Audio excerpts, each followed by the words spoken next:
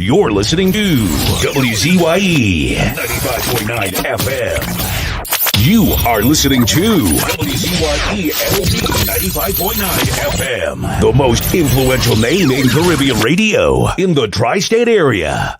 Broadcasting from East Orange, New Jersey, the most influential name in Caribbean radio, WZYE 95.9 FM. You're listening to WZYE 95.9 FM. You are listening to WZYE 95.9 FM, the most influential name in Caribbean radio in the tri-state area. Keep me as the apple of thine eye. Hide me under the shadow of thy wing. O Lord, my Savior. It's so hard to deal with personal struggle. It's so sad when you feel alone in your trouble. It's real hard when you want to talk to a brother.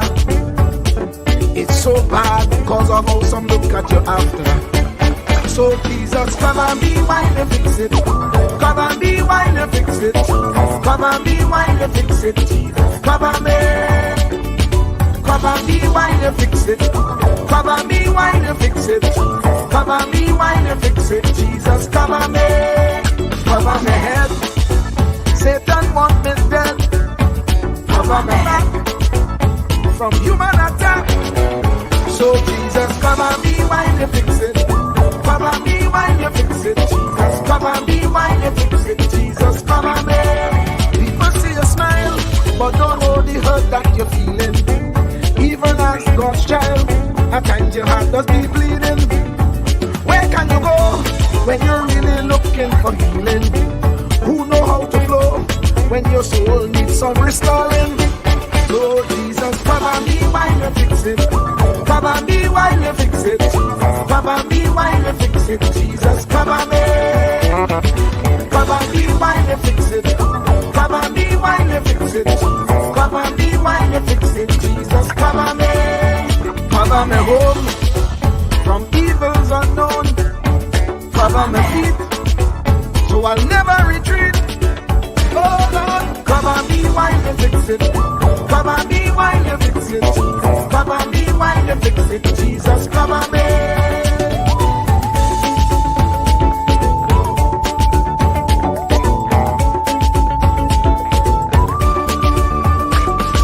Cover my brother, cover my sister, them who under pressure. Cover the preacher, every church worker, the young believer. Cover the worship leader and intercessor, every gospel minister. Cover. Jesus alone is the one who has the real answer. The one on the throne is the true and loving Father. He will hold your hand and keep you from going under. He will make you stand and let you know he's a fixer. Cover me while you fix it. Cover me while you fix it. Jesus, cover me while you fix it. Jesus, cover me. Cover me while you fix it. Cover me while you fix it. Cover me while you fix it. Jesus, cover me. Cover me mind. You know the struggle sometimes. Cover me mouth, that the wrong thing wouldn't come out. Oh Lord, cover me while you fix it. Cover me while you fix it. Cover me while you fix it. Jesus, cover me. Cover the Christian in the midst of aggression with the power of your right hand. Jesus, cover them helpless children. Jesus, defend them. Send help from heaven. Jesus, cover all them radio stations that blessing the nation. Grant divine protection. Jesus, cover.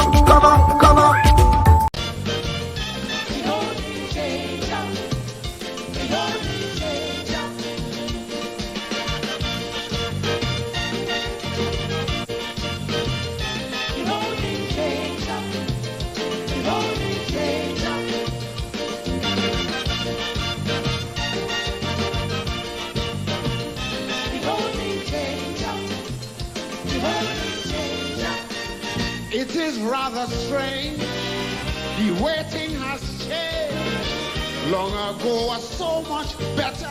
You could ask my friend, pretender. Change is taking place at such rapid pace. Will you telling me, Duke, we going backward progressively? Long time a child passed, they tell you good morning. Today a child passes, cussing, you hearing? The whole thing changed up. The whole thing changed up. True. Long time you say masses, Sally and Bailey. Today you say masses, Brazil and Axie. The whole thing changed up. The whole thing changed up. Long time any false child husband was mining. Today any false child, the any mining. The whole thing changed up. I like. The whole thing changed up. Hey, hey. Rocket. Woo. I find it. The whole thing changed up. The whole thing changed up. Sing the chorus. Ba-ba-da-ba, ba-ba-da. Da-da-da-da. Sing the chorus. The whole thing changed up. Look. The whole thing changed up. When I was a child, just a juvenile, I watching my mama washing. It's on a juking board. She's scrubbing. No more than housewife. Have such easy life. When it's close to clean, jockey shots and all in washing machine. Long time your teeth love. If your wife is sleepy, today your teeth love your sexual abuse. She, the whole thing changed up. The whole thing changed up. long time your fence house with hibiscus flower. Today your fence house with steel and barbed wire. The whole thing changed up. The whole thing changed up. Look. Long time ladies kiss, you say they just kissing. Today ladies kiss, I know why you're laughing. The whole thing changed up. Change up. The whole thing changed I like up. it. Sing it. Sing it. Sing it. Sing it. Sing it. The whole thing changed up. I can't hear you. I find The whole thing changed up. Rocket. The whole thing changed up. True. The whole thing changed up. Uncle Gordon said, long time in he day, children had to have behavior or they getting belt like fire. Now new laws they draft, he just had to laugh. You can't touch your child, them is the adult, use the juvenile. That's why long time bandits was the old stagers. Today all the bandits is young teenagers. The whole thing Sing it changed up. The whole thing changed up. True. Long time you want drugs, you're gone to the drugstore. Today you want drugs, the business right next door. The whole thing changed up. The whole thing changed up. Look. Long time you say crime for police, you're calling. Today you say crime from police, you're running. The whole thing changed up. Oh The Lord. whole thing changed up. Change up. Rocket. The Ha. whole thing changed up. Change up. The whole thing changed up. Look. Let's not be afraid. No. Let's not be afraid. Yeah. The whole thing changed up. Don't be afraid. The whole thing changed up. No, don't be afraid. Changes must be made. If we make the law the letter, changes will be for the better. But make no mistake and change just for changing's sake. I say that because you're going to pray that it come back the way it was. When them parents hide sex talk from the children, today the children does educate them. The whole thing changed up. Change The whole thing changed up. so long time you say aid is helping, you're helping. Today you say aid is dying, you're dying. The whole thing changed up. Oh, The whole thing changed up. long time politics was Williams and Robbie. Today politics is Dan Raj and The Gypsy. whole thing changed up. Change. The whole thing changed up. Long time you say smoke is Camel and Anchor. Today you say smoke, you mean The marijuana. whole thing changed up. The whole thing changed up. True. Long time you prove love by how much you spend. Today you prove love by money you spend it. The whole thing changed up. Oh God. The whole thing changed up. Long time marriage vows was called matrimony. Today wedding vows is called match your money. The whole thing changed up. The the whole thing change up. Oh, sing it, sing it, sing it. I love you. I love you. Whole thing change up.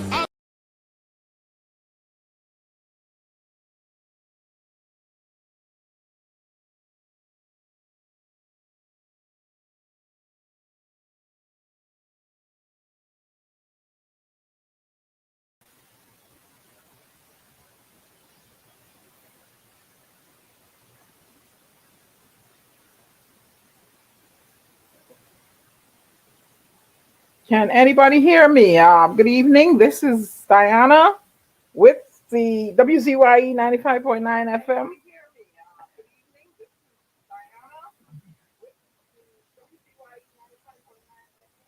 Are we getting a feedback here? Are you guys getting a feedback from me? Can you hear me? Okay. This is Diana with WZYE in the village with the DAC triplets. The D is for me, Diana, or you can call me delightful, dignified, darling. I am the resident poet, amongst other things. The A is for Anselm or Wall Street, who is missing in action in Mexico. I guess when he come back, he'll be blowing a lot of Espanol. And let me bring in, excuse my cough, ladies and gentlemen. Let me bring in the third person, Tommy, of the triplets. I didn't know I had a triplet brother, but I'll take him. Hey, Mr. good Tommy, evening. It's your Marshall brother. Tommy, Commissioner, Nesbitt, Marshall, TJ Maxx, all of them stores, Home Depot, everything, is joining me today. I don't know if Mr. A is want to join us cognitively. He will motion yes or no. So this is the village. What's going on, Tommy? Oh, not much. I see you're inside. Watax. Matax, yeah. And we have a very interesting program lined up today. We have one of the NTAs, as Gary Griffith's party candidate, coming in later on, and we also have Dr. Shane Mohammed. But before that, I have invited certain individuals from the chat and one industrious young man to talk about himself and what he does in Trinidad and Tobago. Very positive youth. So we want the people we've invited in, they're going to talk and let the government who's listening know what they want in Trinidad and Tobago, what they expect of them should they cast their vote for them. Right, Tommy? So you want to do the superlatives with the chat? Yeah. Can you see who came in first? I could see who come in first, but I ain't gonna tell you. Let me tell you. Person was No. Takesha. Next No, was Ren. no. Don't take it away. No. First person in was Highly. Highly. What? Like, let me go back and look again. I thought I saw Takesha in first. Yeah, and he said, boy, Troy, Foster Night, Takesha, Nadia, Watax, good evening, village. You can't take it away from Highly. Let me see who's in first. Highly at 419. I don't know why in my stream I saw Takesha first, then Rennie. So, what time are you seeing Takesha? 510? Right, Highly is above her, 419. I'm seeing both those posts. So we got Highly in for the gentleman, and a woman have to be up in there. We ain't gonna get left out. We ain't coming last. We ain't coming last just so. Huh? Highly deserves a big round of applause because it's about time we change the dynamics up in this chat. Yeah. Highly, you're trained.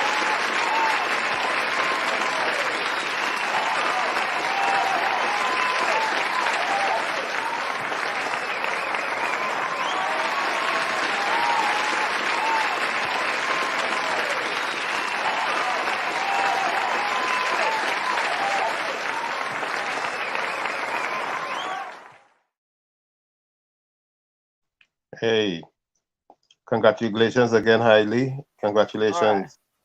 No, Tommy, that was you or Anselm doing the applause? Anselm. Okay, good. I just wanted to know. So he's there. So then we had coming in, we had Rennie in third place, fourth, fifth, sixth, Takesha, and we got somebody here named Diana Benskin, Judy. But and Judy somebody finally give some love. They ain't give me no love. Mr. Diplomatic Tommy get love, boy. They get 4 hearts, Tommy. I take all the love I can get because I need it. You and me both. Then we had Nadia. Nadia, you ain't getting on no love. Wash hands, wash hands. Why we have to wash our hands again? What happened now? Another virus come up again? Oh, Lord. So, what say? Huh? We have to wash hands, virus or no virus. Yeah, but of course, that is a given. Forgive me, guys. I have a dry cough. I don't know where this cough coming from. All right? I don't know if I catch it from Stormy. Oh. But he ain't here. So. Nadia, Stormy not here. You get him blamed for what he ain't doing. I give love since after 2 p.m. in the evening. What? But the system didn't pick that up, or maybe it kicked it out. Judy, hey Nadia, good night. And who else? Let's see here. Takesha says, cover my family, Jesus. Yeah, we need covering. Diana, you ain't moving nice. You won't take the doc advice. Ready? I tell you, the doctor me to give some castor oil. Give the thing with the doctor order. I am moving nice. I'll give you the castor oil. Nadia said, Takesha, yes, Troy coming first. Wonderful evening to all the ladies in the dance. Good evening, WZYE. I'm monitoring here. In the meantime, Takesha, if you're hearing, come on in and let's get right to it, because I have 2 or 3 people lined up to talk about what they want to see better in the country. Takesha, go right in and let me bring you in and let's talk. You have anything else you want to add right now, Tommy, or no? No, that's it. Bring her in. Let's see Keish. Come on, Keish. My beautiful African sister, while I wait on another person. Is she in? No, it was Troy since after 2. Not yet. Nadia. Hey, Nadia. Good night, love. Nadia want to know where Stormy is now. Nadia, you want to know? Next time Stormy leaves home, he'll be getting a visa to come straight to you, Nadia. Where is Stormy now? I look the face she giving me. He's on vacation. Diana, where's Stormy now? He's on vacation where they have children, where they can run him raggedy, and a big yard with a family member. And she's not happy about that. All right, I think I see Takesha trying to connect, so let me just add her in. One moment. Un momento, Takesha. Yeah, we're trying to connect you, Takesha, but it's slow. I don't know where you are. Welcome to the village, Takesha. She's in? Yeah, she's inside. Oh, well, good night. Good night, Takesha, Miss Trinidad and Tobago. Hi, Takesha. What's going on? She froze. If you're hearing us, good night, Takesha, good night, everybody. Yeah, if you have a lot of devices on, you could drop off a couple. It's making it slowing you down, your bandwidth. But good night. I invited some of the villagers. I put out an invitation for some of you to come in, and you know who Tommy is, right? To talk about some of the things that you want to see made better in your country. Go ahead, Takesha. You have the floor here at WZYE. If you want to take your video off and just do it audio. I would love to see proper social and economic infrastructure of my country, pertaining to roads, she's gone. Yeah. See? Yeah, the Yeah. internet poor. Yeah. Takesha, if you can hear me, just come in with your audio and see if that would help. Yeah, the internet in Trinidad and Tobago is terrible. Let me come on, go leave and come again, Takesha. I'm gonna kick you out and you come back again, right? Says not connected. That internet is horrible there, man. See, she started already on the roads. On the road. Let me add her one more time and see. It's really bad, that internet. Prime time, it's tough when it's because the bandwidth Device isn't not there. connected. Yeah, let her come back in again. I had one more individual. I'm monitoring 3 phones here as we speak. Try one more time, Takesha. Come in only as with audio and see if that would help. Let's see here who. All right. Anything you want to talk about in the meantime, Tommy? There's something going. Go ahead. No, you were saying that. I'm trying to message Takesha. Go ahead. Yeah, well, I hope Anselm is enjoying his time off because he needed that very much. But seems as though Trinidad is heating up even more with this internal election blues going on. I had to say it's blues because I think it's stressing out a lot of people and the focus is off some of the issues that really needs attention. All right, let me see her. She's back again. Let me see.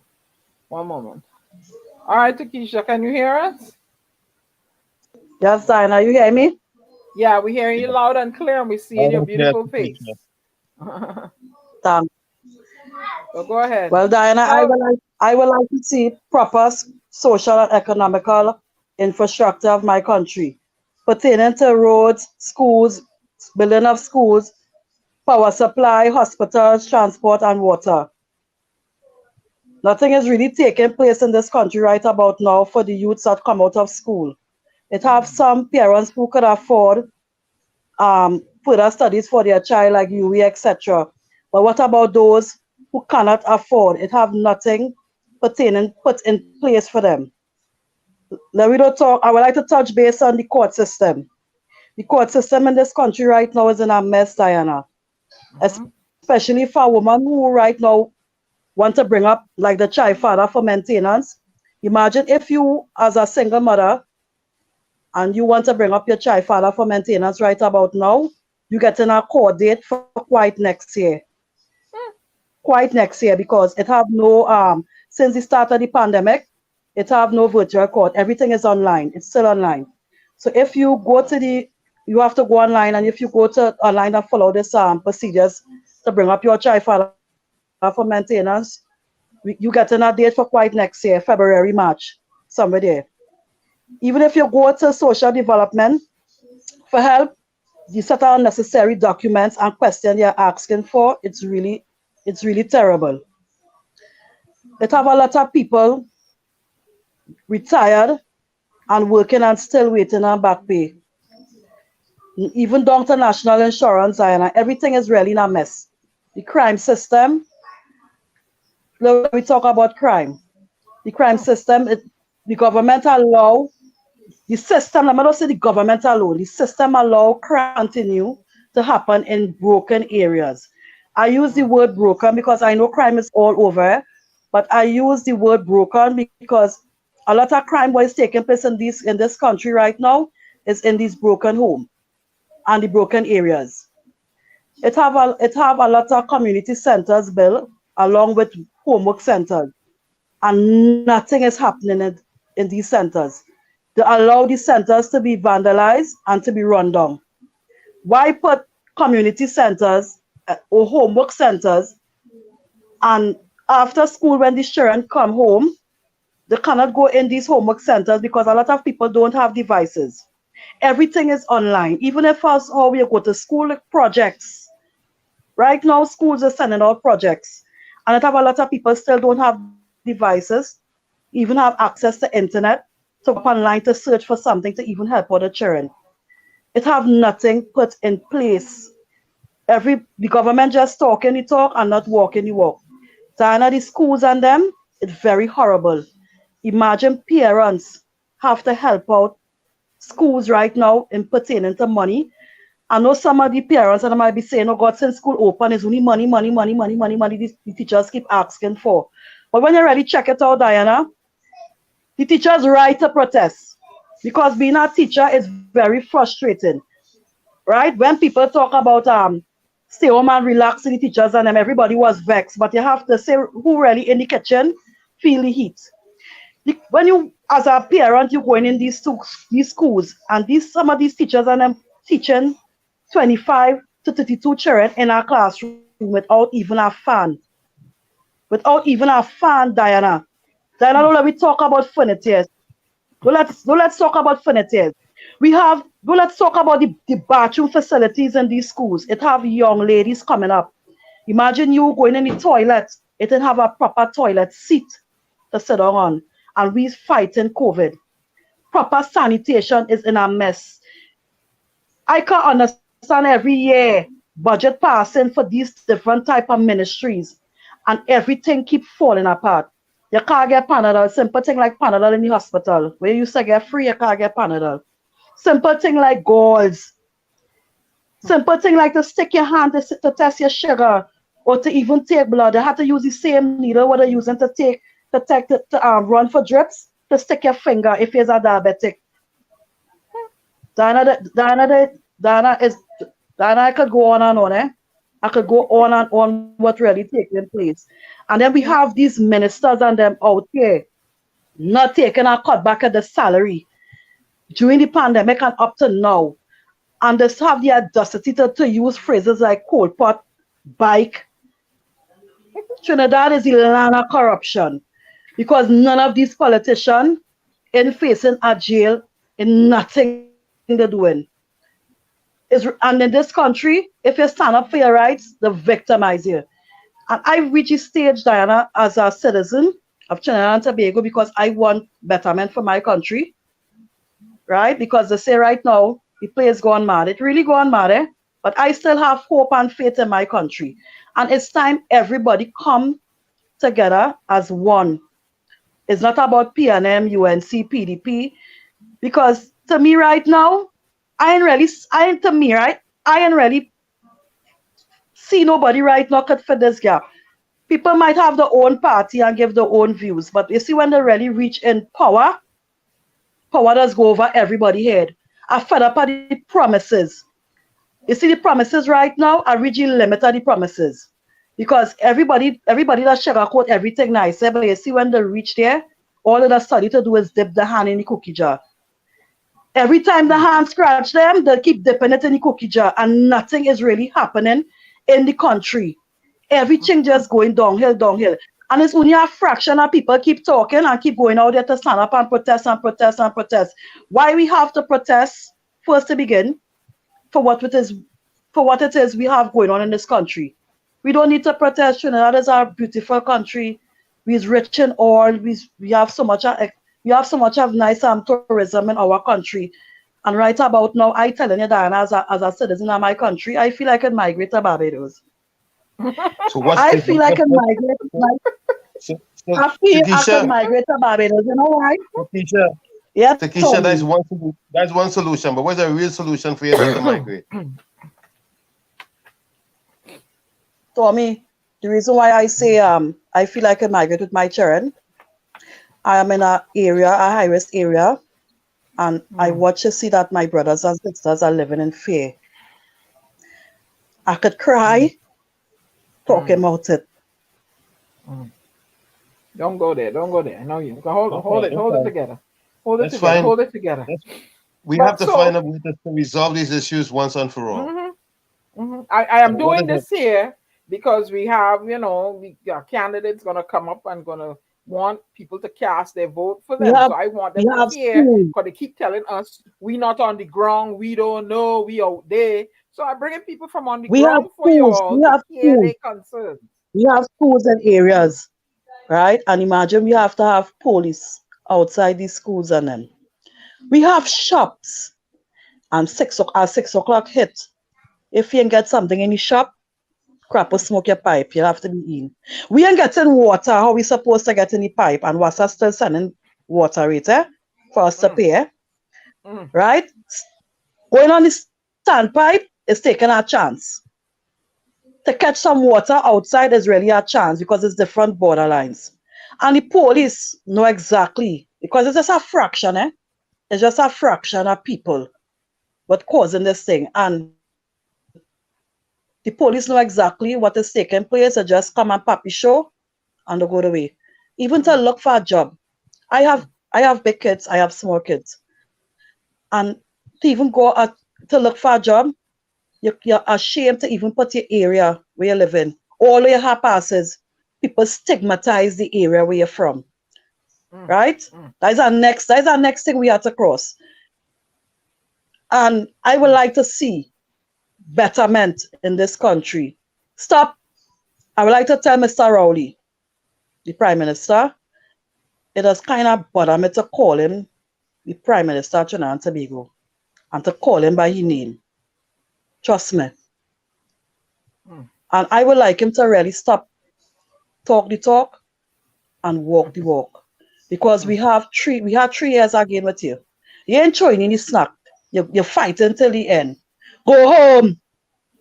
Go home and rest your all. I don't want to see the balance. Get somebody a chance. Get somebody a chance. Get the age. You don't reach your pension plan already.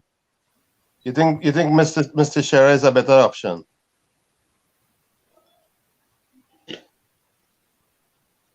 Tommy, as I tell you, I will say it to Tommy. It's not about who go take the option or no. It's where we going from here, because people as only put words will come out of the mouth, and and most of the times it doesn't put it into action. I judge as a sinner. I would not judge anybody, but whoever feel like it fit the gap, and it ain't Mr. Rowley. He wicked to go up as leader again, to contest again. He's very wicked to contest again. You understand? He could get somebody in the party a chance. If he really want the PNM to be strong again, get somebody a chance. People know why it is. I'm from Laventille. And right now, I could talk. PNM really doing nothing for Laventillians. And some of them wicked. Because some of them still deal with as about PNM. And it has why is it? It has some households, Tommy. It has some households and all too. You see the older folks, how the youths in this predicament. Because the older folks keep instilling one thing. They divide the country by race. Whether PNM or UNC, whether Indian, black, red, Chinese, whoever. You understand? It have a lot of older folks keep teaching the children, grandchildren about one thing. Vote for race. Don't vote for country. Vote for race and don't vote for country. It's who could get the job right. Because I am living in an area, I am from an area, and I still see potholes. So I mean, imagine independence just gone, right? And going in 2 months before independence, we had garbage high. Until I have to write on the MP wall, the MP Facebook page telling them, you see Independence Day, I'm going to take all the rubbish, and instead of burning tires, I will use the rubbish on them. The people in the area will use the rubbish on them to block off the roads. So you know when we get that, when we get them to have that rubbish to move, 2 weeks after, from after 2 months. And mind you, we are fighting a pandemic because COVID still in the air. H1N1, swine flu, all kind of viruses we are coming back to back. That's all the better reason why the rubbish is moved. And you know what to do? You know what to do us?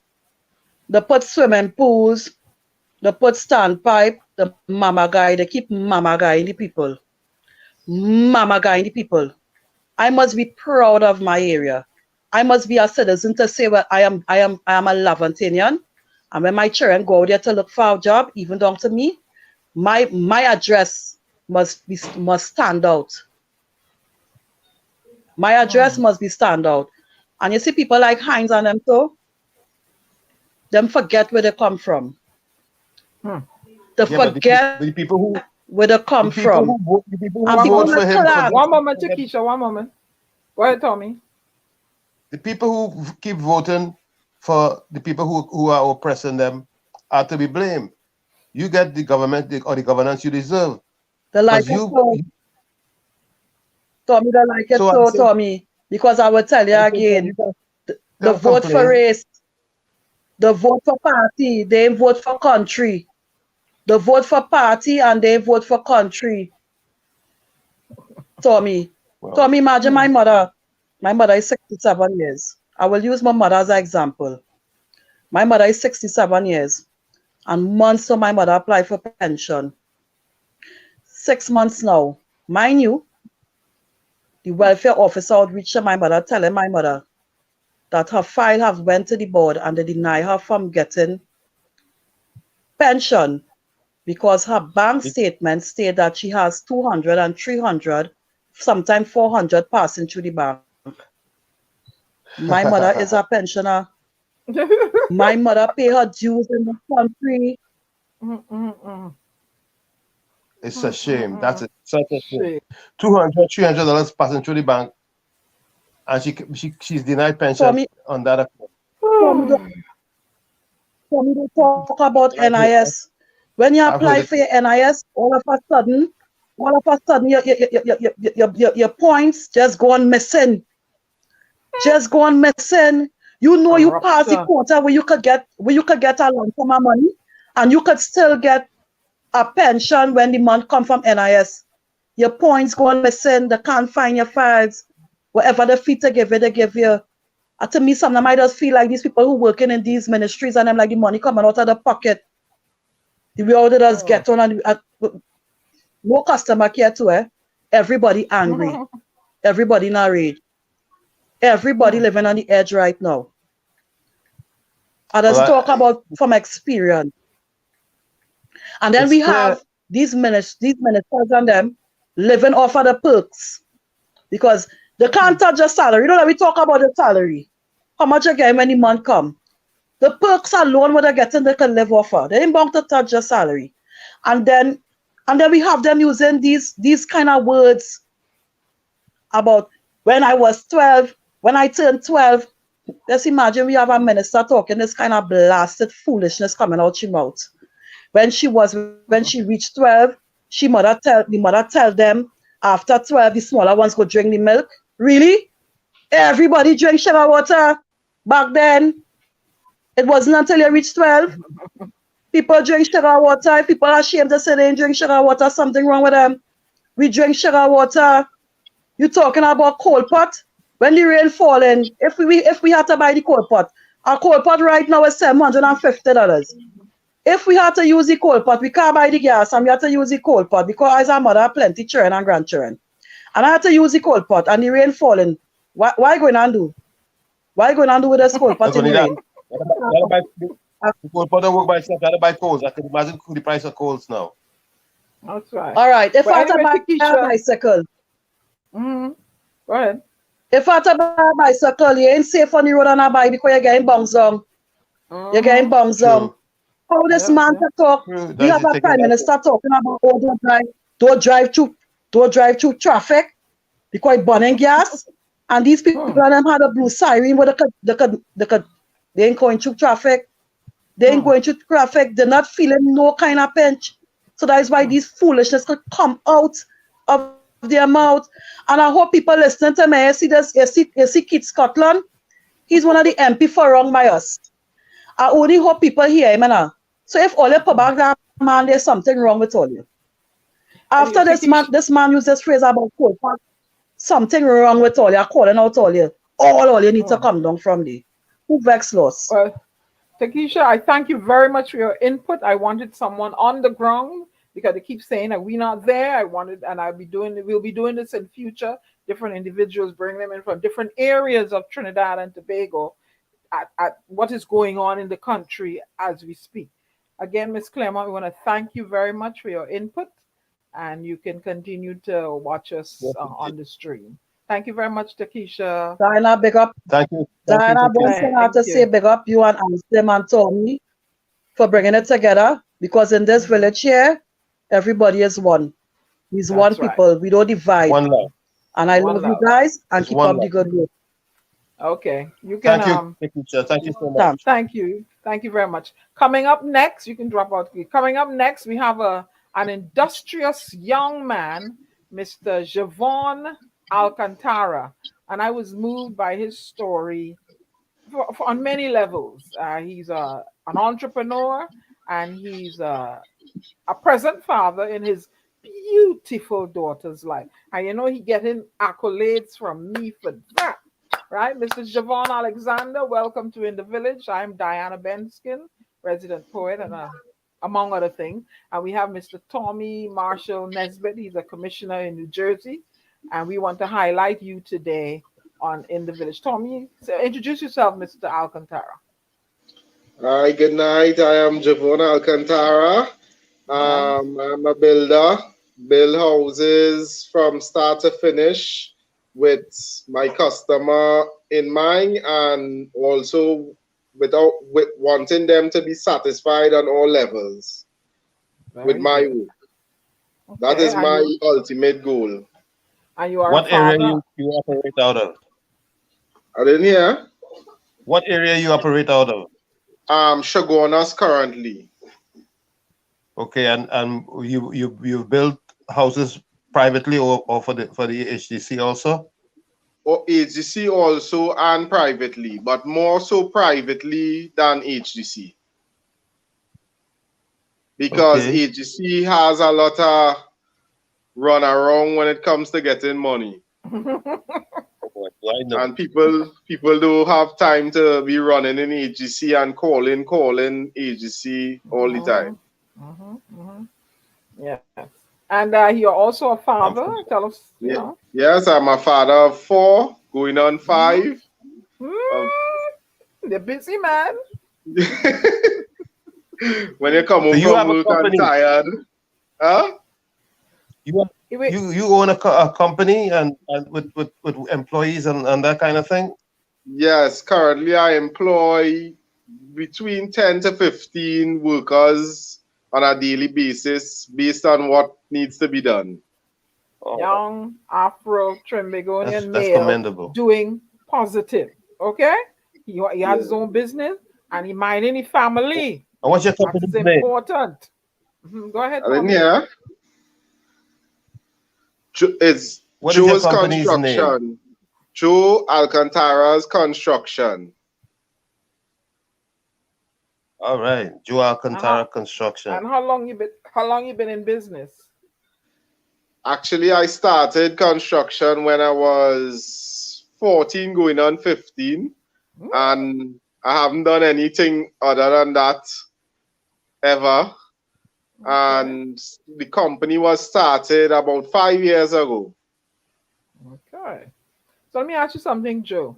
Let's say I have a piece of land in Barbados, and I wanted you to. I already have the plans approved, and I wanted you to build a house on my land. You could do that for me? Yeah, there is no problem at all. And we could do it in increments. Yeah. Yeah. There is no problem at all. No, seems good. All right, Tommy. Any questions from anybody in the chat? Thank you, Takesha. Yes, indeed. Tommy, any other questions you have for Mr. Alcantara? Well, what are the prospects for the housing business in Trinidad? Do you think that it's gonna boom like it once did? Let's say like in the no, I don't think it's gonna boom like it once did, because people lack the knowledge of the benefits of building. A lot of people look to buy houses what already built compared to building their own house, because they try to avoid the stress. So they just look for something that somebody might be selling, and so it's not like it used to. But a lot of people expanding their houses, but it's not like it used to be, like say 5 years ago, 10 years ago. It's not the same. But at the same time, I always employed and keep my workers employed because I try to give the best quality work to the people that employ me, because that is what would keep me employed. So how do you get work? Is it word of mouth? Advertising? Yes, mostly word of mouth, more than advertising, because if I do a work for, like say, anyone and they are totally satisfied, anybody mention construction, they're going to call my name. They're going to say, well, this guy, no worries, no stress, guaranteed your work would get done the way you want it to be. Because without me doing the work the way you want it to be, I can't get the recommendation from you, which will crash my career. Right. And do you have any technical training in building, or is this something you just took a knack? I believe everybody was born to do something in life, and I believe I was born to do construction. All right. As far as construction materials go, how has that been affecting your bottom line? that was it's very hectic on the clients, because a lot of them want to do more, but they cannot, because a price of steel keep going up like every 2 weeks. A length of steel goes up. So right now it reached like $125 for one length of 5/8 steel, when it was like $70 2 years ago. Wow. Okay. And cement. What's up for a bag of Portland cement? Nah, cement hold steady. It was 60 something, 65 at one point in time. It reached down to 40 when Rock Hard came to Trinidad, and right now is at $48 right now. Oh, so that's been pretty good. Yeah, cement is the only thing that. Yeah, because of Rock Hard, cement stayed comfortable for the clients. You told me earlier tonight. Go ahead, Tony. What about aggregate? That also has been steady. That hasn't changed. It's like a load of gravel is like 2,000, 2,200, more or less stay the same for the past 5 to 10 years. It hasn't changed. Okay. And what is the name of your business? What's the name of your? Joe Alcantara's Construction. Joe Alcantara's Construction, and you can say your number here. Give them your number. My number is 283-6458. Give them the area code, because you know. All right, yes, 1868-283-6458. So you guys who want to go home and retire and you have spot, here's the man to put the house on it for you. Progressive, young, Afro-Trinbagonian male, not involved in any criminal activity, and he minding his children too. Mr. Joe Alcantara Construction. Joe Alcantara Construction. Mr. Alcantara. Oh, wait, that's the little girl? Yeah. That's it. Wait, that's the one I saw. Hi, Beauty. Look, see? Beauty and brains, I bet, boy. Look, Beauty, what's your name? Ariel Alcantara. Oh, good. You're a good girl. Where your other brothers? They don't want to, sisters, they don't want to come on? But it's you, I saw your picture and fell in love with her. See? Miss Trinidad and Tobago and future engineer. Or what do you want to be when you grow up? A babysitter.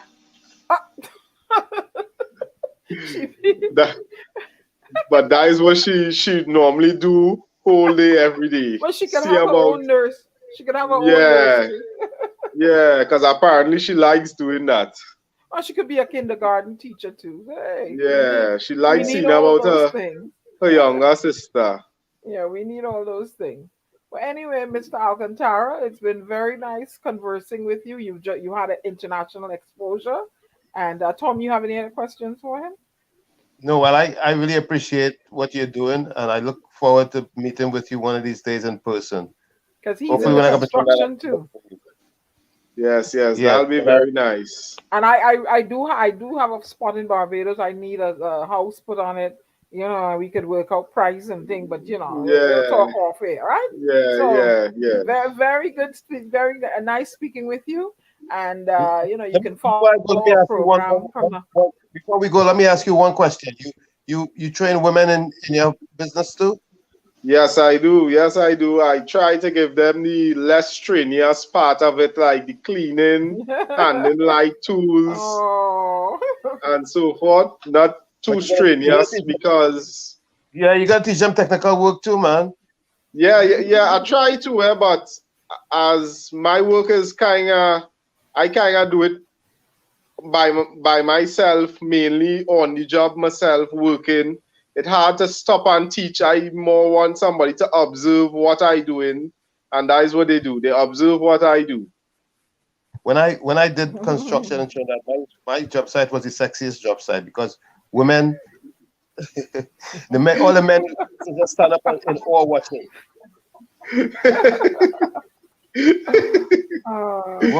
Anyway, Mr. K, if you're listening, you can log in now, Mr. K. I have another guest coming up. So, Yes, Mr. Alcantara, anything else you want to say? Tommy? no, that's it. No, it was nice. It was nice meeting you, speaking to you all too, and I appreciate the exposure and the conversation that we had tonight. Likewise, positive young black man doing good things in Trinidad and Tobago. Good night, Mr. Alcantara. Be safe. Good night. Good night, Good Good luck. night. Take care. Good luck with everything. Blessings. Mr. K, if you're listening, log in, Mr. K. Meanwhile, we will go to the chat. Let me just get him out of here. How you do this now? Let's see what's in the chat. He's disconnected. Yeah, go to the chat. Right. Who's in the chat? I see. Let's see who came in. Thank you very much, Takesha. Takesha gave a on-the-ground, concise report of what is going on there in Trinidad and Tobago. Because what I keep hearing is we out here, we don't know, we out here, we out here. So we're going to bring people in from time to time, right, Tommy? From different areas. Hello, Judy. Yeah. Hello, Judy. See, I see you laughing at my statement. Yes. I see. Hi, Carice. How are you doing? I see Mr. Montano's in the house. You finally get your laptop tonight, huh? Hailey said he could build a 3-bedroom sandbag stucco house with it. Hailey, what's a sandbag stucco house? Tommy, can you go into that for me? A sandbag stucco house? Mm-hmm. Okay, I see it here. I could build a nice 3-bedroom sandbag stucco house for $5,000 TT or less. Hailey's just being. That's 50,000. No, that's 5,000. That's 50,000, is it? 5 and 3 zeros, no? Yeah. Well, I thought I seen 4. My bad. Yeah, but Hailey just being sarcastic. Yeah, I'm waiting on Mr. K to come in. Where's Mr. K? Don't hold up or you're gonna lose your spot. You're gonna move right along when my guest comes in. So you hear all this stuff. The teachers have to sort of supplement the other day, didn't they said $2 million to the school? Is that amount? Somebody, I see so many things flying through the chat.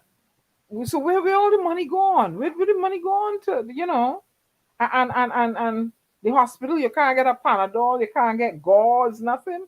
Need this using one needle to do. Where's all the money that Terrence D. Alsing said they put into the healthcare system? Where it gone? Somebody can tell me where it gone? Huh? Probably going to the same place. But Mr. K, we're waiting on you. You have 5 more minutes. You're gonna lose your spot. Diana, Mm-hmm. You saw Mr. Teixeira addressing the Senate?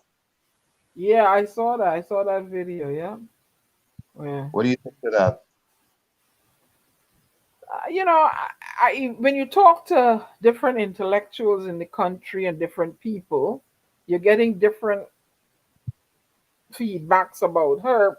And as I said, I don't want to hear about her and being sour grapes and hell hath no fury like a woman scorned and I said I don't want to hear that. Is she capable of turning the PNM around, of putting Trinidad and Tobago on the right path? That's all. You know, look, Barbadians looked over the fact that Mia Motley's alleged sexuality. Let me say the word alleged, and they made her prime minister. What is the, if we're talking about this Clico thing, and I said I don't want to hear. Is she capable of doing the job and taking Trinidad and Tobago forward? This is what, and putting PNM on the right path. You see, what's more important? What's more important to Trini is bacchanal, canker, and confusion, old talk, things that do nothing for the betterment of the country. That's why we have Takesha talking the way she's talking at this time. Say that she preferred to uproot her family and go to Barbados. And because, why is go ahead? Because time come and time go is the same old. Nobody really standing up for anything meaningful. Nobody wanna take their matters into their hand in the right manner. What they do, they are being bamboozled over and over and over and over and over again. I mean, that's insanity. Trying to do the same stuff and expecting different results. That's insanity. That's exactly what that is. So that's not gonna work. Society gone mad. And what it is, and I, as I said, I'm outside looking in, right? And everybody have history on who did what and when they did it and how much this one thief. And I've never voted in Trinidad and Tobago. I would love to dip my finger in the ink as a born Trini, right? But the way everybody going on this one, I am so sick and tired of it. I don't want to hear who did what. I don't want to know who won and who. I don't care. I don't care. I want to know how you're fixing the country. That is me. Well, how you making jobs for people like Miss Claremont? How you making the place safe for me as a woman? When I visit Trinidad and Tobago, I want to feel safe walking about the place. Being able to, patronize and go places and nobody want to snatch my pocketbook and cut my throat and coming in the family and the house sleeping. I want job opportunities. I don't have children. I want job opportunities for the young people. I want, roads fixed. I don't want to hear who wanted who and who thief what and who stuffed ballot years ago. I am fed up of all the dung history that is being spewed onto it. I'm fed up. I'm fed up all of them, and it will turn my mind from voting for anybody. I want to see progress, promise of progress. We're approaching top of the hour, Tommy. This is WZYE 95.9 FM broadcasting from Orange, New Jersey. We come from you. And you're in the village with the dark, right? With the dark triplets. Yeah, I'm doing it. We come to you every Tuesday, Thursday, and Saturday from 7 to 10 p.m. Tuesday, Thursday, and Saturday from 7 to 10 p.m. You're listening to WZYE 95.9 FM. You are listening to WZYE 95.9 FM, the most influential name in Caribbean radio in the tri-state area. Broadcasting from East Orange, New Jersey, the most influential name in Caribbean radio. WZYE 95.9 FM. Yes.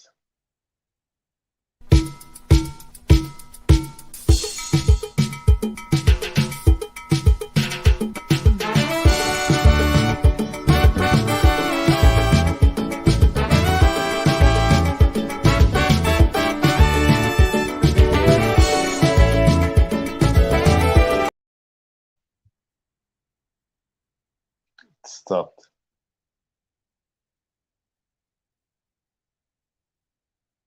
Diana, are you there? Can't hear you. I Your am mic. I am here. I am here, but the bandwidth is slow today. So I'll just go to someone else. Come next election, crazy going up. And I ain't stopping till I reach the top. I have a party and a deputy. And my symbol is the Zandoli. I don't start saving for my deposit. And the way things looking, I ain't losing it. After Carnival, I start campaigning. And it's bacchanal, plenty bacchanal. As soon as I win, I raising pension to 1 million a month. And public servants getting what they want. In the URP, no cause for dismay. People could stay home and still get their pay. On the radio station, it's top day and night. And Abu Bakr, he won't have to fight. Abaning hard work every day is pet. Aloes and crow in my cabinet. And everybody from tongue to mover getting a big house and a motor car. I tell you when crazy become the prime minister. I tell you when crazy become the prime minister. Fixing everybody listening. This nonsense must stop.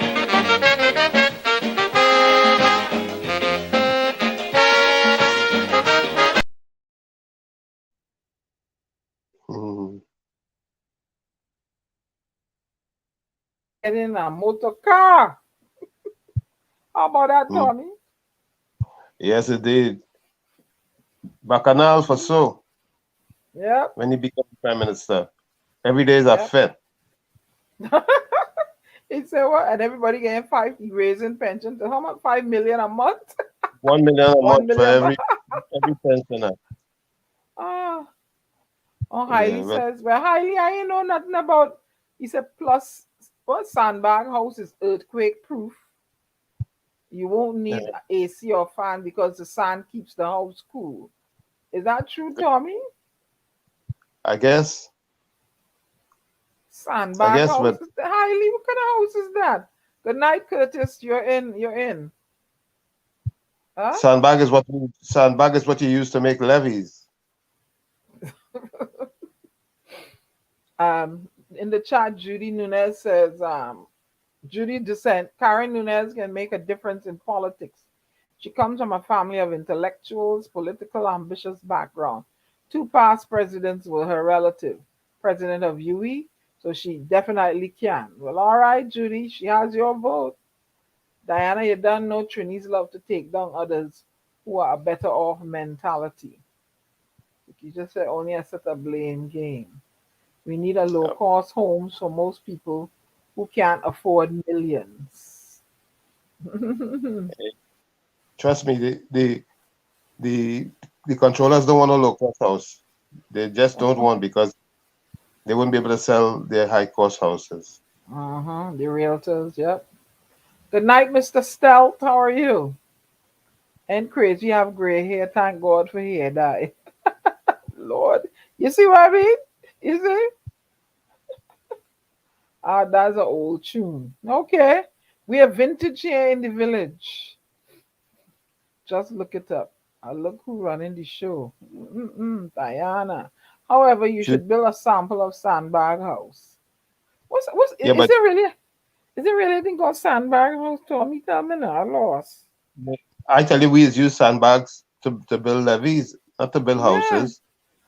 Yeah, so why are you saying you sandbag to build a house? Well, I guess he has a plan. Maybe it's a low cost house.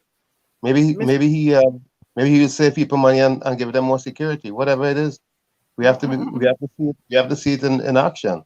But release a highly cultural is not impossible. But the importers are gouching the prices of material. That is why everything is so expensive in Trinidad. Greedy merchants. I agree. The merchants are very greedy.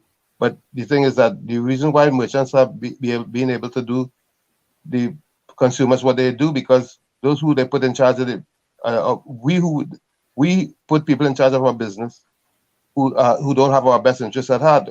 Their interest is with the merchants who are giving them money for their campaigns. They don't care about the voters. I'm trying to locate. Oh, there, I can't get on the link. Tommy, take it for a moment while I read the chat while I go speak to this young lady here. Well, I want the other guest. Good night, Curtis. Good night, Curtis. What Hailey says, Judy, that is what I want to come back Trinidad and do. Give people proper home to live in for very cheap. The house looks like homes in first world countries when it is done.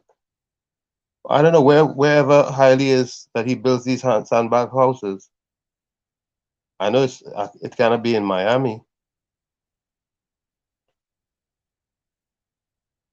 Cannot be in any because maybe Hailey, edify us as to where you building these houses, because I really want to know. I'm interested in these kind of things. Come on, Hailey, let me know. Put it in the. What kind of houses? He's still with the sandbag houses? Yeah, sandbag house from YouTube. Diana show we a sandbag house from YouTube. Okay. A sandbag house from YouTube. While we await our next guest, I see her in the background here. Let me go bring her in. One moment. Yeah, bring her in, Diana.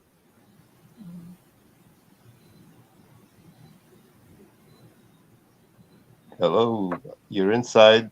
You're in the village. Miss Byrne, you have to unmute your mic. Can you hear us? Yes.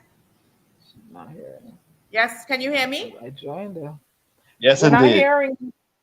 Oh, there she is. Okay. Can you hear us? We're not hearing you. Say something. She just Your dropped volume. off. Yeah. She dropped Your off. volume. Come back in. Unmute your mic or turn up your volume. One of the two. Are you seeing her, Diana? Now we can hear you. No, I'm not hearing her at all. I heard her just now. Yeah, but she dropped off. She Let needs me to see come her back. again. She's here. I'm seeing her. I'm seeing her. Well, put her on the I'm not screen. hearing you. Put I'm her gonna on the add her screen. again. She keeps. Add her, right? One moment, Tommy. Okay, Miss Byrne, can you hear me? I can hear you clearly. Can you hear me? Yes, we can hear you loud and indeed. clear. Yes, So, ladies, welcome to In the Village with the DAT triplets. The D is for me, Diana. I am a resident poet, among other things. Won't go into my accolades. A is for Anslem, who is missing in action, or Wall Street. And T is for Tommy, Tommy Nesbitt, who is a commissioner here in New Jersey.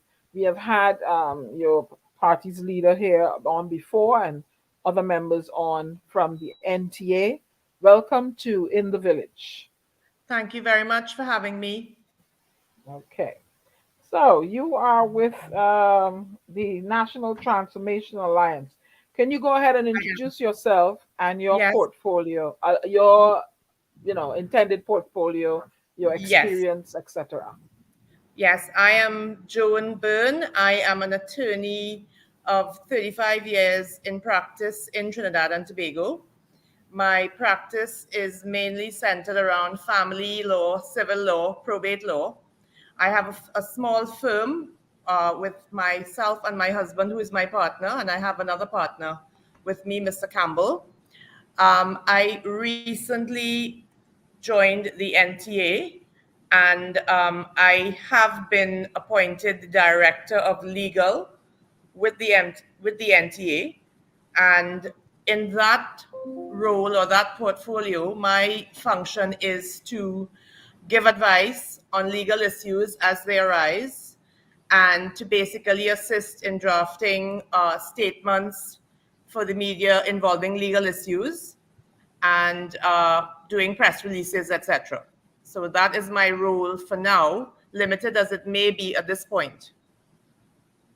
Okay. And you said your expertise is family law, which good. I think that's something Family? dear to me. Very much. Family law. Yes. Okay. Because as we see recently in Trinidad and Tobago, with the Sabga report, Yes. open up a can of worms as it reflects on Correct. how children were being treated under the system, and should your party be placed in a position of power, how would you implement and change laws to protect children and give those justice who have been mistreated? Yes. Well, if our party should be come into government, if we are successful in that respect, I think that we do have laws to protect children. We do have a Children's Act, and we do have a Children's Authority, which is supposed to protect children who are being abused and in any kind of danger. But I think what we are lacking is the funding to put these things into effect. So you have legislation, but as is typical in this part of the world, you do not have the funding to enforce and police the systems that are in place. We would have learned from the Sabga report, there was a lot of abuse in homes, children's homes, etc., with no sort of control for many, many years. I am at a loss to say. I can't say why nothing was done after the Sabga report was released. I can't volunteer any information as to why nothing was done. But certainly, we would want to make sure that the proper funding is in place in order to protect these children and to regulate homes in the way that they should be regulated, as they are done all over the world. There's no reason why they can't be regulated. Okay. Tommy, you have any questions for us? Yes, we were talking about some of the impoverished areas in Trinidad and Tobago, Trinidad specifically, especially East Port of Spain. Yes. And when we talk about East Port of Spain, we only seem to talk about the crime and not the economic opportunities that should be available and the improvement of the quality of life for the residents in those particular area. How do you see the NTA treating with some of these ills that plague these areas? Well, I think first of all, we need to change it. It's a whole transformation of thinking. It's transforming the next generation and preparing them for what they have to deal with. I think it starts off first of all with what happens in our homes, in the family life, that unfortunately people who live in East Port of Spain and in a lot of the poorer areas in Trinidad and Tobago, the family life is responsible. It starts in the home, but I'm not saying that is their fault. Because of their economic circumstances, these people face a lot of hardship, whereas 3 meals per day may be the norm for most of us. That is not the norm, certainly for people living in East Port of Spain. Education is unattainable for most of the youth. I think if they reach into the high school system at all, that is probably not at the highest percentage of people that do get into that system. And I do think that there's no provision for vocational skills or technical skills training of these youth who have fallen off of the normal academic system. Our government does not cater for that. And hence the reason that a lot of these misguided youth turn to crime, etc. I mean, it's almost fashionable for them. And, I don't mean to interrupt too much, but sure. now I'm aware of the fact that there are many residents or young people in those areas that perform well in education, They and do. due to the stigmatism and Yes. the discrimination based on their location where they live, the location that they live, they can't seem to find opportunities. But they're not saying that they're not skilled and they're not educated. It's That's just the absolutely way the correct. system works. Yes. The system is geared towards. Yes. Sorry. What can we do to make sure that we can correct these ills, that they are not all looked on as criminals or unworthy of the opportunities that are presented to people in other areas, like, let's say, in the West? Yes. I think our political leader, when he was the former minister of national security, he formed a child protection unit and a gender-based violence unit, and for special victims. And I think that if our party does get into power, I think that we are going to continue along these lines. But as I have said, we have to transform the thinking. It's a generation. It's not only the next generation, it's their parents, the parents who are bringing these children into the world. We have to transform everyone's thinking. And of course, it is entirely unfair that certain members of our society should be left out or left behind of the right to an education and to improving their life, their quality of life. Of course, education is the way forward. And we have heard many times, it was lamented, we don't know, it's alleged and lamented that you go for help in certain areas, and because the counselor is belongs to a certain party, you're shoved along and you're not taken seriously, and you're not given the assistance that you need. Now, I find that alarming because you're Trinbagonian, Correct. it's alleged you assume you're Trinbagonian and you're seeking services from, taxpayer dollars. How does the National Transformation Alliance hope to, change that narrative and services for all? Because we're all Trinbagonians. And let me go into my history a little bit.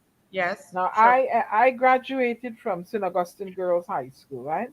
And Excellent when school. when I went in there, I was, surrounded by, you could count me. Let's say that, right? Yes. So, you know what I'm saying. And Yes. but I saw nobody showed me any funny face, camaraderie, you know, and I said, why? And it was of every persuasion in that school. But like I said, my skin color was very little in that time. How does, and I got the same education. How can Trinidad and Tobago, change? How will the National Transformation Alliance, how do you win how do you win my vote? And then, and your political leader, I brought this up to him, he has made some negative statements and comments about people of my race, but I tried to tell them that he probably was referring to the pests in society because he's married to an African woman, right? So he can't be referring to all of us, as cockroaches. How does your political leader and you guys plan to change that narrative and have people like myself take Mr. Gary Griffith's party seriously, that he's for all of us? Well, I actually had a similar experience to you. I went to high school at Bishop Anstey High School, so I had the opposite experience to you. I was one of 2 or 3 in my class, and I must say, my best friend does not look like me, and we have remained friends up to now. That's probably 40 years ago. We're friends still. And what I have to say is that the NTA, we are an all-inclusive, all-embracing party. We are not political opponents. We are political opponents, not enemies. We want to bridge that racial divide that plagues our society. I'm not going to pretend it doesn't exist. It exists. We would like to bridge that gap, and hence our symbol, which is the bridge of hope of persons standing hand in hand together, approaching the beacon of light. And I wanted to say that the NTA, we don't have all of the answers, but we are the vehicle of hope through which the transformation can come. It can come for our country. I would like, Diana, to go back to the 80s when Trinidad was a wonderful place, Trinidad and Tobago, where we felt safe, we were patriotic, it was a different place, and I want to get back there. I want that for my children, and I'm sure you want it I want it for my family, for everybody in Trinidad to feel the way we felt in the 80s. Mm-hmm. I tell people, you could have gone to a fete at Perseverance Hall and then come out and to the Puname and walk home. And fellas would walk with you till you get a certain way, and nobody trying to snatch you and stab you. And, you know. But then we had a boss, Commissioner Randolph Burrows. Yes. Yes. He was at the helm. So, correct. Basically you felt safe. I don't know. Tommy, go ahead. Can I sorry, can I just say one thing? I just want us to make just to correct or to clarify something that you might have said. When our leader, Gary Griffith, spoke about pests, I don't think he referenced anything pertaining to race, but he was really speaking about criminals, those who make the connection. I mean, if anybody feels that he was implying a racial connection, I strictly don't think that is correct. So I just wanted to make that clear. Well, some people felt that way, So. Well, I understand. I've held him to task on that, and I myself, I'll call you a pest. You're around robbing and killing and interfering with people. You're a pest. Yeah, plenty pests. And you ought to be dealt with like a pest. I think the cockroach statement. I think the cockroach statement is one that resonated with many people and touched them the wrong way. Just the cockroach statement, but that is unfortunate. The NTA has yes. A lot of work. The NTA has a lot of work to do when it comes to correcting some of the ills in Trinidad and Tobago, Trinidad specifically. We certainly do. Now, yeah, they certainly do. Now, how do they make people in some of these areas that they are treated with scorn, how do they bring dignity back to them? How you make them dignified citizens? I think to give people dignity is to give them, to educate them, give them skills whereby they can earn a living and be self-sufficient. And I think that is one way in which you could do it. I'm not talking about giving handouts and giving grants, etc. But I do think that education, I'm not only talking about full academic education, but I'm talking about vocational skills and learning a trade. That is where we have to focus, because not everyone is gifted academically in the same way. So that is something which we would have to develop our policy. I can't speak about that at this point fully because those policies are still being developed, but certainly that is high on the cards of importance. In the chat, someone says, Dr. Muhammad, no, he's not here yet. Dr. Muhammad says you won't be able to change the system that PNM UNC set for 1% because the parliament won't let you. How would you go about implementing judicial change, legal change, all those changes and to make things run a little smoother where someone is not on remand for 10, 15 years for whatever, I don't know. How and you're in the legal system, how would you first go about changing the legal system and make the wheel grind faster? people see justice quicker? And how would you go about doing that? Well, yes, I am in the legal system. I'm not in the criminal law system, really. But what I can say is that we can take steps to make the wheels of justice grind efficiently. We can take steps to speed up trials. We can take the steps to make sure that judges are producing judgments in a timely manner. We can take steps to make sure that people in remand, that their trials take place within a certain number of years or months. Really, it should be months rather than keeping people there. I mean, for years, it's under inhumane conditions, which I know from hearing from my colleagues, it's terrible there. So we do have to take steps to control how the judicial system operates, and it is possible. It is possible. And also, too, we had another very loyal listener to the village talk about the, getting a child support, Yes. from the father. It takes forever, and I mean, in the meanwhile, the child needs it, the mother needs it. How do you? I know about this. I know about this. Yes, child support. It's a terrible system, especially the litigants who have to go through what is formerly the magistrate's court system, where if the husband was in arrears and defaulted, you could only enforce those arrears by taking out a warrant for his arrest. And then what is the point of having someone arrested? Because if they're arrested and thrown into jail, then they can't work, basically. So it's a vicious cycle at the end of the day. And yes, there are delays in the system. And I would tell you quite honestly, even when we come up before the family court, adjournments of 6 months are, granted. That's a norm. That's a short adjournment, a 6-month adjournment in a family matter, where children's lives, families are just being, ripped apart. And that is what the order of the day is in the judicial system, in the family court system. We are faced with tremendous delays. And you see, there's no one to...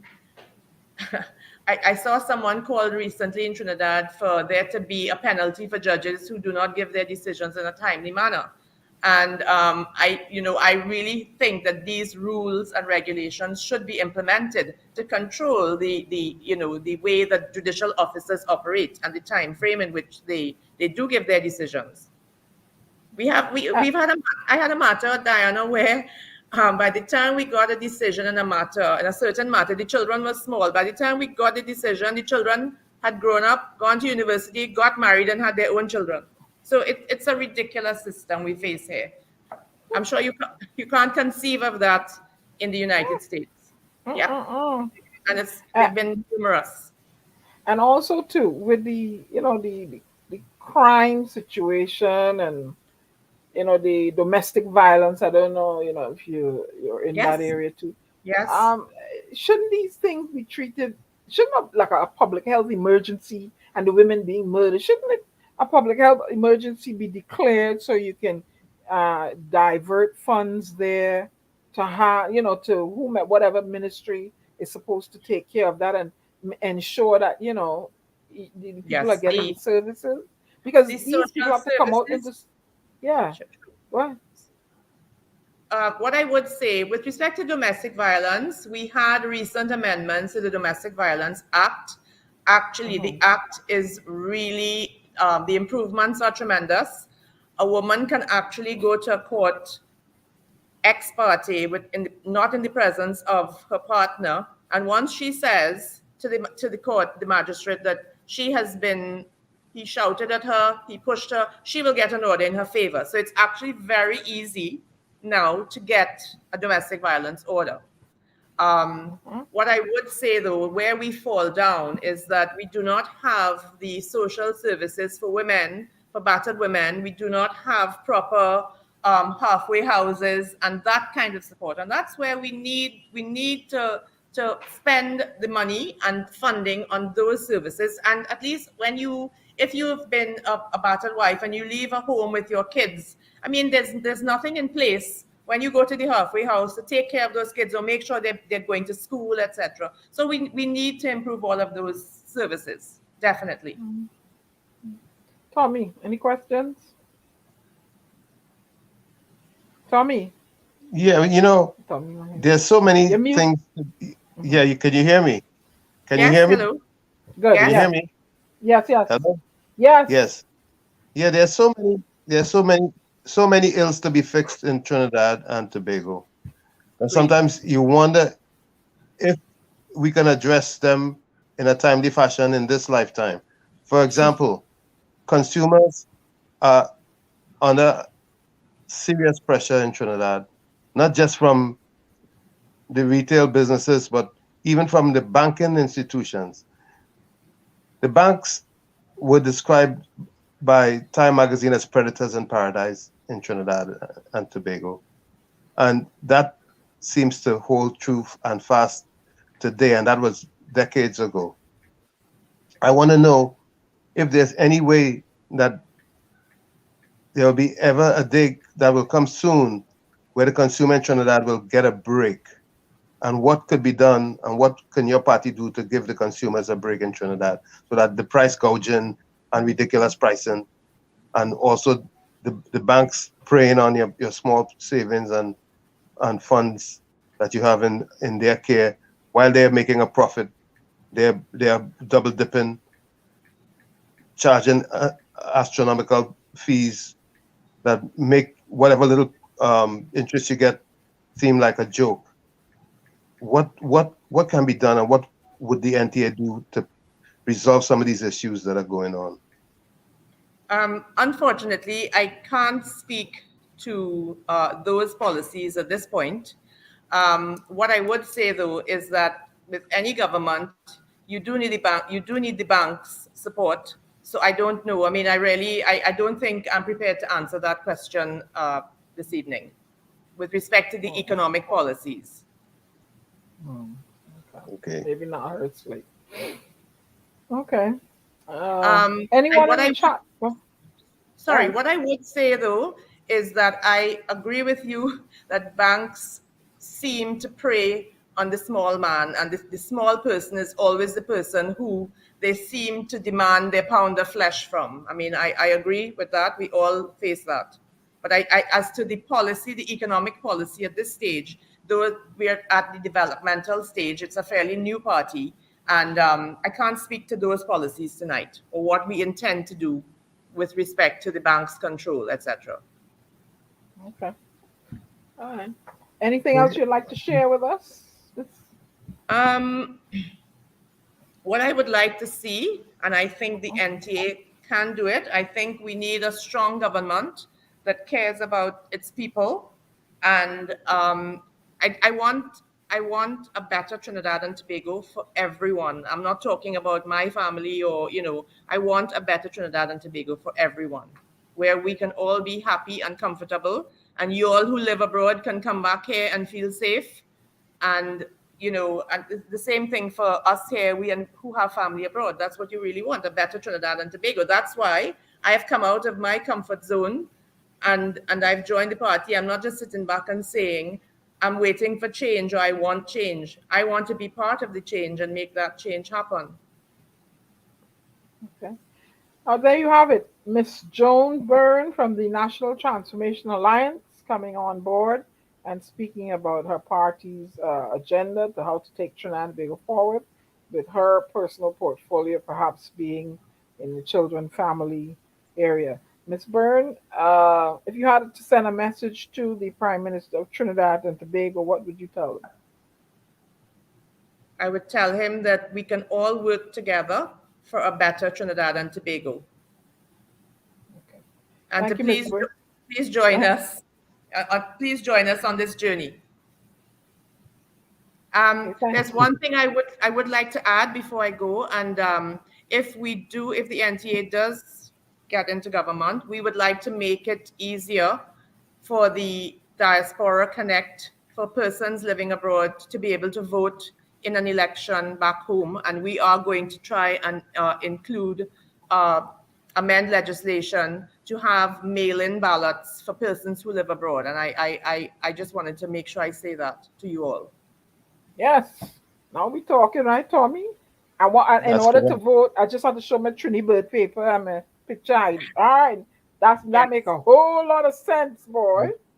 Or your Yeah. passport. Yeah, with my passport, any picture ID with my birth paper and the names must match. That's right. We appreciate you so very much and look forward to talking with you in the future. Definitely. And thank you for having me, and look forward to seeing you all in Trinidad soon. Okay. Thank you. Okay. Thank you. Bye-bye. Always there. Blessings. Thank you. Thank you. You're Good welcome. night. There you have it. Yeah, the NTA. Yeah, another NTA. candidate they put forward. Yeah. You know, the only thing is that I'm hoping that they would get with the program to put candidates in each division or each polling district that are resident to those districts. It would make a major difference. If they're listening and they take that idea, they'll go further. I think they'll go very far if they take that idea. We have another villager. It's gonna not to talk. We're gonna log in soon. But go ahead, Tommy. They give us what they want. Yeah, go ahead. Yeah, just some thoughts that that they start fielding candidates in the areas that they are familiar with or resident to, or candidates live, even if they don't live currently in the area that they are being fielded in, that they would make it their business to pick up residency in that particular constituency. I think that's going to be a good idea to make a difference with the way people are being governed, because then they will have their fingers on the pulse of the community, as opposed to living somewhere out in the West and you representing somewhere in the South or somewhere. Living in your constituency. That's right. Yeah. We want some little things gonna have to be done to make a difference in the way governance takes place in Trinidad and Tobago. Not saying that you can't live out of an area that you're responsible for, but we see what's going on in Trinidad. We need some drastic changes. We need some serious change as opposed to exchange or small change according to Panday. I ain't a foreigner. Watch yourself, eh? I's a Trinidadian. Trinbage going. I know who you calling foreigner. I know Tommy's a foreigner. I'm very much foreign as I am local. Diana being on the ground is really heartbreaking. Highly, Takesha, the bank use your money to trade forex every day. That is the reason why they pay interest, right? So in Trinidad, they're using you and you're keeping you the interest. That is wrong and criminal. Can't get forex. My next guest, if you're hearing me, time for you to log on and come on in. Another villager wants to come in and give us some firsthand of what is going on in their neck of the woods in Trinidad and Tobago. I am waiting on you, Mr. M. Diana, if you had $4,000 and you put it in a savings account here and left it in there, and go back 10 years later, would you expect 4,000 or would you expect interest on it? I wouldn't expect 4,000, but there are also fees associated with keeping that money. So number one, there are a whole lot of things go into that. Number one, is it in an account that meets the minimum? Because if you don't meet the minimum, they're going to charge you for that. Number two, I wouldn't put it like that. I would put it in something called a certificate of deposit. And I don't think they go for 10 years. They go for 5 years, 2 years, incremental, and you get. But let's say you have money in let's say you have money in regular savings, and you would have put money in regular savings and just leave it there. Go ahead. Would you expect it to diminish quickly? Not diminish, but like I said, if it's in an account that meets the minimum or is over the minimum, you should see some sort of interest. because there's some accounts, if you don't maintain the minimum, they'll charge you a fee because you fell below the minimum. So if it meets the minimum or exceeds the minimum balance, then I should expect to see some sort of interest. You know, what happens is that they may put interest, but there are fees and there are also penalties for no activity, not doing anything. What do you mean? Well, then let me keep my money home in a jar then. You in see, safe. Yeah, and please don't let your neighbor know that, because he's gonna talk it, and somebody's gonna come for it. As we speak, I'm trying to bring in the next villager who has a whole heap of thing to say. A whole heap of thing, but him not coming, man. Him there. Go ahead. Ladies and gentlemen, welcome to the village, Mr. Ulrich Murray, who is going to give a first-hand account of what's going on in Trinidad and Tobago. Go ahead, Mr. Murray. Good night to everybody, village. Good night to Tommy. Good night to Miss Diane. Good night to the World Wide Web. Good night to everybody, village. Good night. We get a feedback from you. Some other things there. I'll fix that. Yeah, he can take off some other device. That's enough. Yeah. So we're gonna try to bring in villagers from time to time. Yeah. Inskip Millet, are you new to the village? You're welcome, Mr. Inskip Millet. I don't know if it's a girl or a guy. To the village. I've never seen that name. Mr. Murray? He's fixing things. He coming. Money, Mr. Millet says money in regular savings going. Yes, Mr. Murray. Talk your talk. Yeah, man. I don't like how the country going. And I find the people that we put in government supposed to have a heart. But I find them moving these days like the heart make out of concrete. How it is, how you could take away the price of gas, thing from gas, and everything going up. And your minister making all these insensible kind of statements like coal pot and bicycle and all these kind. What kind of mad thing is that? There no respect for us? No. I don't understand that. Then so these they living good, you know. So them and feeling the pressure, so they come out and talking all kind of foolishness. And you know a bad thing too. You see the sycophant and them, the sycophant helping to make matters worse. Because nobody not against you for supporting a party, but if the party doing wrong, it's supposed to let the party know that it's doing wrong. But if you're just going along with anything the party do, whether that in a chance or something, I don't understand that.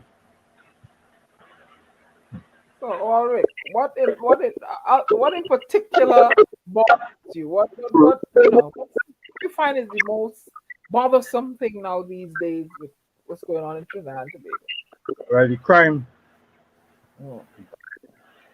After the crime, is the roads. After the road, is the prices in the grocery and the supermarket. Oh. And then, of course, the gas. Oh. You know, once gas go up, everything going to the roof. And the salaries are not moving, huh? That's the hard part. Last year, the budget, the finance minister said that he was going to look into government pensioners' pension. I think he said something like that in the last budget. But like this budget, like you forget about that, I ain't hear nothing.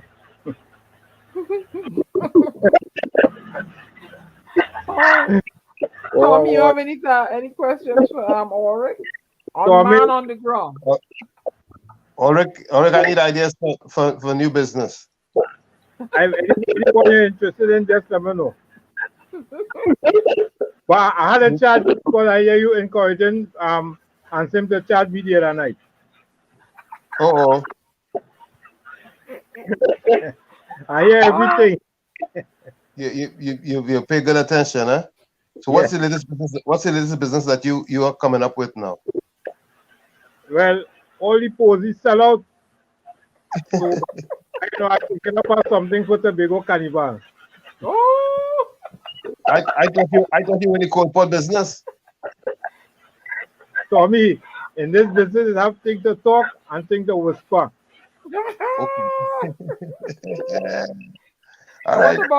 What about the hybrid tomato? You don't run them again? Sometime when I'm in the mood. Hybrid tomato. Hey, Mr. Hines, you might want to go and eat one of them. You've been washing out the crop, man. No crop can come right now. Too much rain. Yeah. Wow. Okay. Imagine $7 for a side for one side in the market now. $7. No, I originally from Lavantil, but I just live in Central now. Right, I thought so. Yeah. What do you is something you could plant? I from by Anselm. Well, but what do you really think that could be done to help that area? Well, first to begin, the people of that area had to start by opening their eyes. That's the first thing, and come together and have a meeting with residents, like to talk to the minister or whatever it is. Better roads, you can get better roads, better drainage, things like that you can clamor for, or even jobs.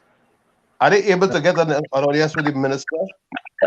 Boy, you asking when Christ coming.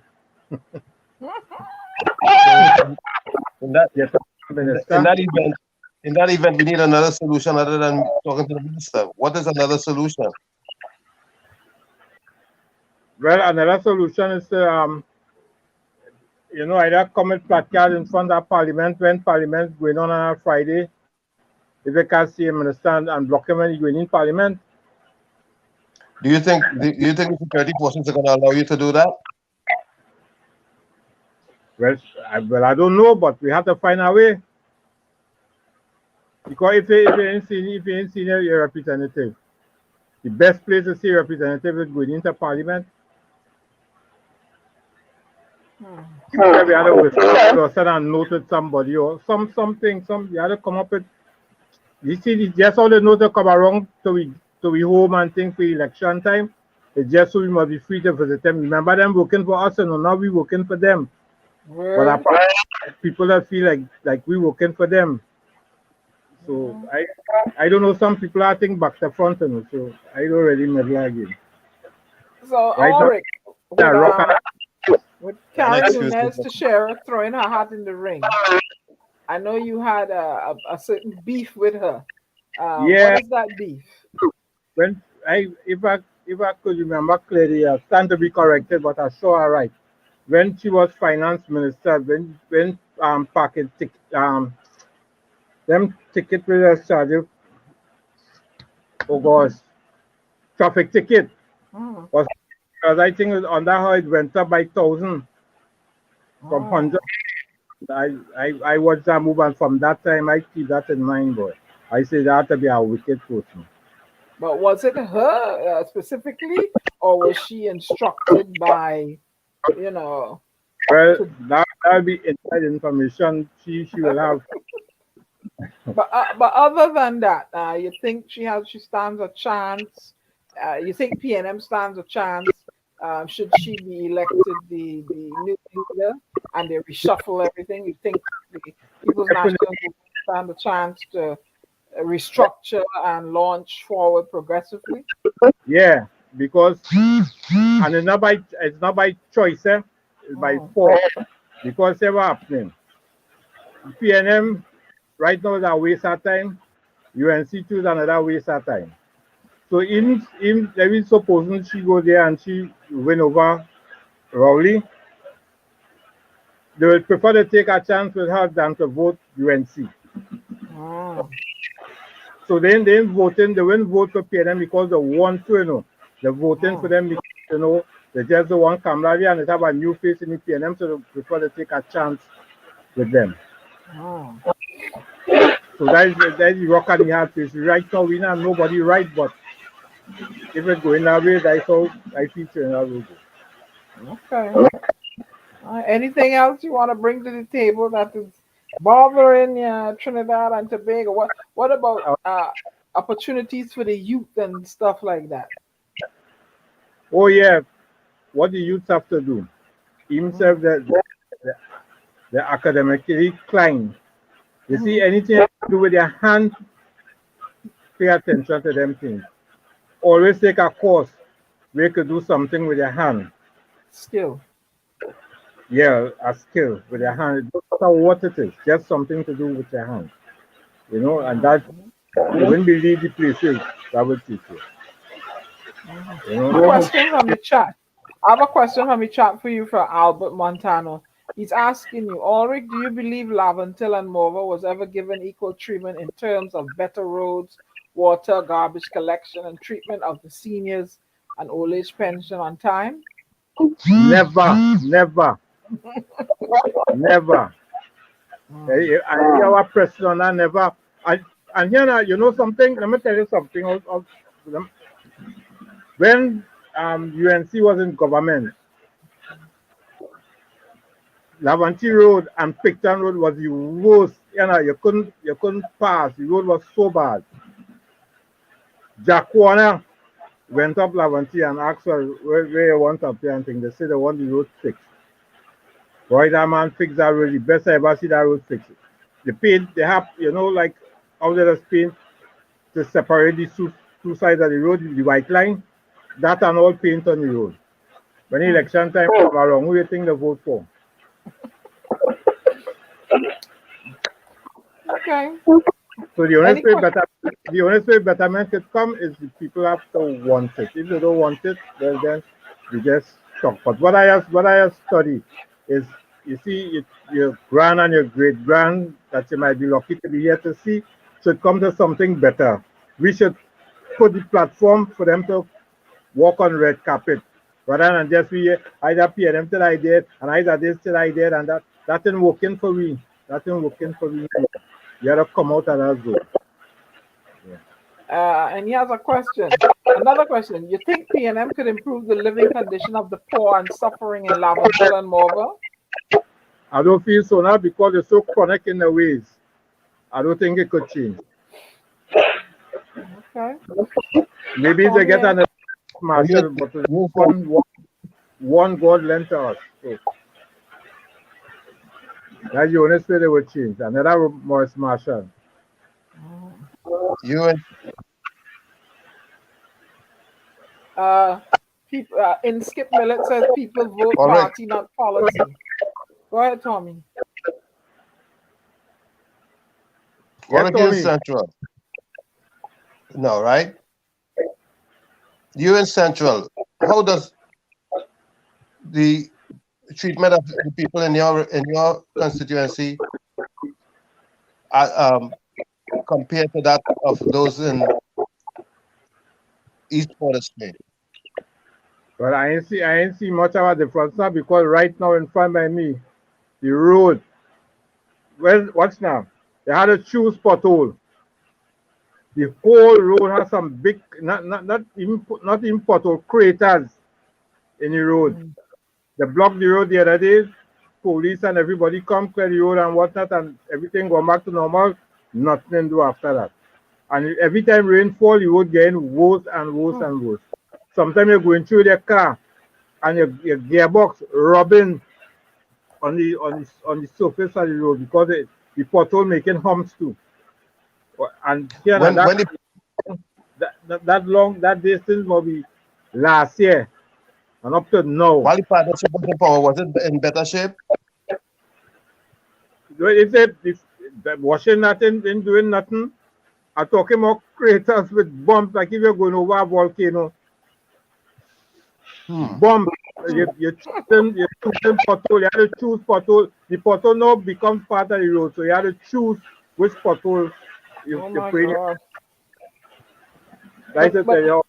Would they come out and say they can't fix the roads during the rainy season? You think that is an excuse? We have our Village Council committee up here and had a meeting the other day, and what was top on the agenda was that same road, and we, the people in the community, coming together to get a contractor or something to see if they could at least come in and grade it down to make it flat rated and no hump. At least a tick off all that tilt and thing, right? But we ain't get through as yet. So we ain't waiting on government again. I tell you, boy, them is a waste of time. All of them money, them leave government and them put their money nice, you know. So they don't care. But what I'm trying to ask you. Yeah, what has hurt me most of all, the sycophant boy. I can't believe a race of people could be so dotish. You know them dashboard where I have them dollies when the car shake out the head of be bubbly so. Yes. They're like they That's can't what make puppy. they can't see not everything they talk is UNC and we get rid of UNC because they say the teaching and this, that, and the other. We give it a UNC. And all they say, all they could fix the problem. And for all years, all in government, in doing nothing, all they hearing is UNC. What are they doing for the country? In the hospital, my brother had to do a cataract. What's now? My brother had to do a cataract surgery. I go in with my brother all the time, and every time he goes, he get put off for 3 months. It reached over a year. Me and my brother sit down and talking. Next thing was nearly 3 years. I said, nah, boy, you go blind. We have to make up money and organize $20,000 to do that surgery. And he paid health surcharge just as long as me. I never use the hospital to get anything for myself. You know, and he retired and thing now and to get a cataract surgery to put you off for 3 years. That is right. And when you're talking about these things, people find you shouldn't talk that because fear them in government. I don't care who in government. Right is right and wrong is wrong in my book. I am not a blind supporter and nothing. You can't be living nice and people suffering and you telling people will go back to cold pot and ride bicycle and make sacrifice. What level of disrespect is that? I went wrong with this thing, now they kiss your baby. Sorry,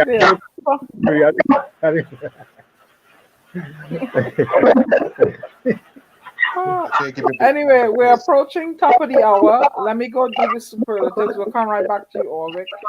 This is WZYE 95.9 FM, broadcasting from East Orange, New Jersey. We come to you every Tuesday, Thursday, and Saturday from 7 to 10 p.m. Tuesday, Thursday, and Saturdays from 7 to 10 p.m. According to Anselm, stick and stay. Don't go away. You're listening to WZYE 95.9 FM. You are listening to WZYE 95.9 FM, the most influential name in Caribbean radio in the tri-state area.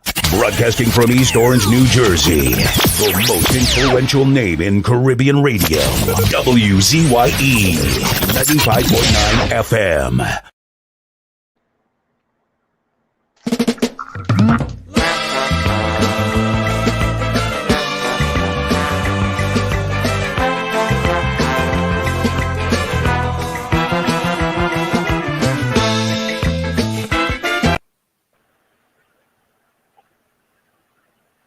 No. My signal is slow today. One moment. It's coming.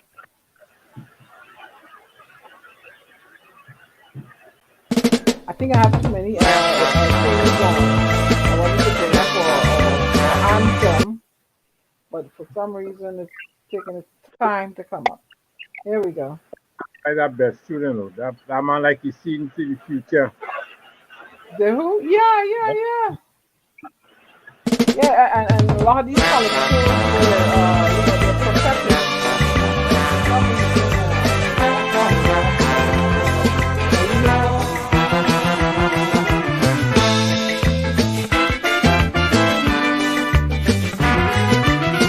Okay, she's not playing for some reason.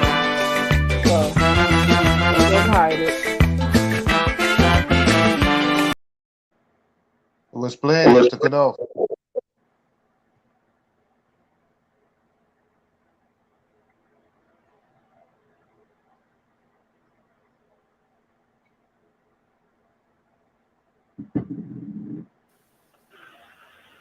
Are you there? Yeah. I'm here. Can you guys hear me? Yes, I hear you. Yes, we are. You know what guess I enjoy? This gentleman, Dr. Mohammed.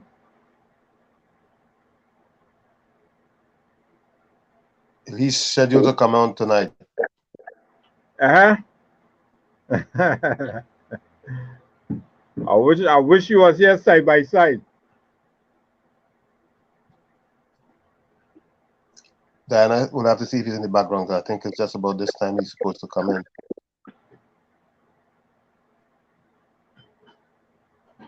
But Ulrich, can you hear me? So based on what you're saying, you see little hope for what is going on at this particular time, huh? Okay. Go ahead, Tommy. I'm gonna go find Dr. Mohammed.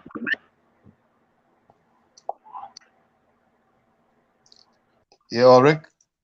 Yeah, where's him? But you're saying regardless of who are the, be it red or yellow, still no difference. No difference. Do you think that we can get some relief from somebody like the NTA or the PP or the PDP or one of those? Well, I feel them will only shine maybe next 2 other elections because they're slow, you know. PDP and the other might have good people with them, but people they take chance with NR, they take chance with Pandey, they take chance with Kamla, and failure. So the people skeptic now. People they can't be easily moved. So they prefer to go the lesser, the too evil. So Mr. Mohammed Dr. Mohammed is going to join you shortly. I told him I have a young man that wants to be side by side with him. He said, okay. So now y'all can banter. So which is the lesser of the two evils in your opinion? To me, none. To me, that's none. Far. So that means that there's no hope. No. I want to say, we're between a rock and a hard place. A rock and a hard place. Right? All we can do now is pray. And hope, Yeah, because prayers without work is death. Well, pray with hope. Pray with hope. Pray with hope. With work or with hope? Hope. I don't think hope is working. Raystal said he's waiting to see a true leader of this small island.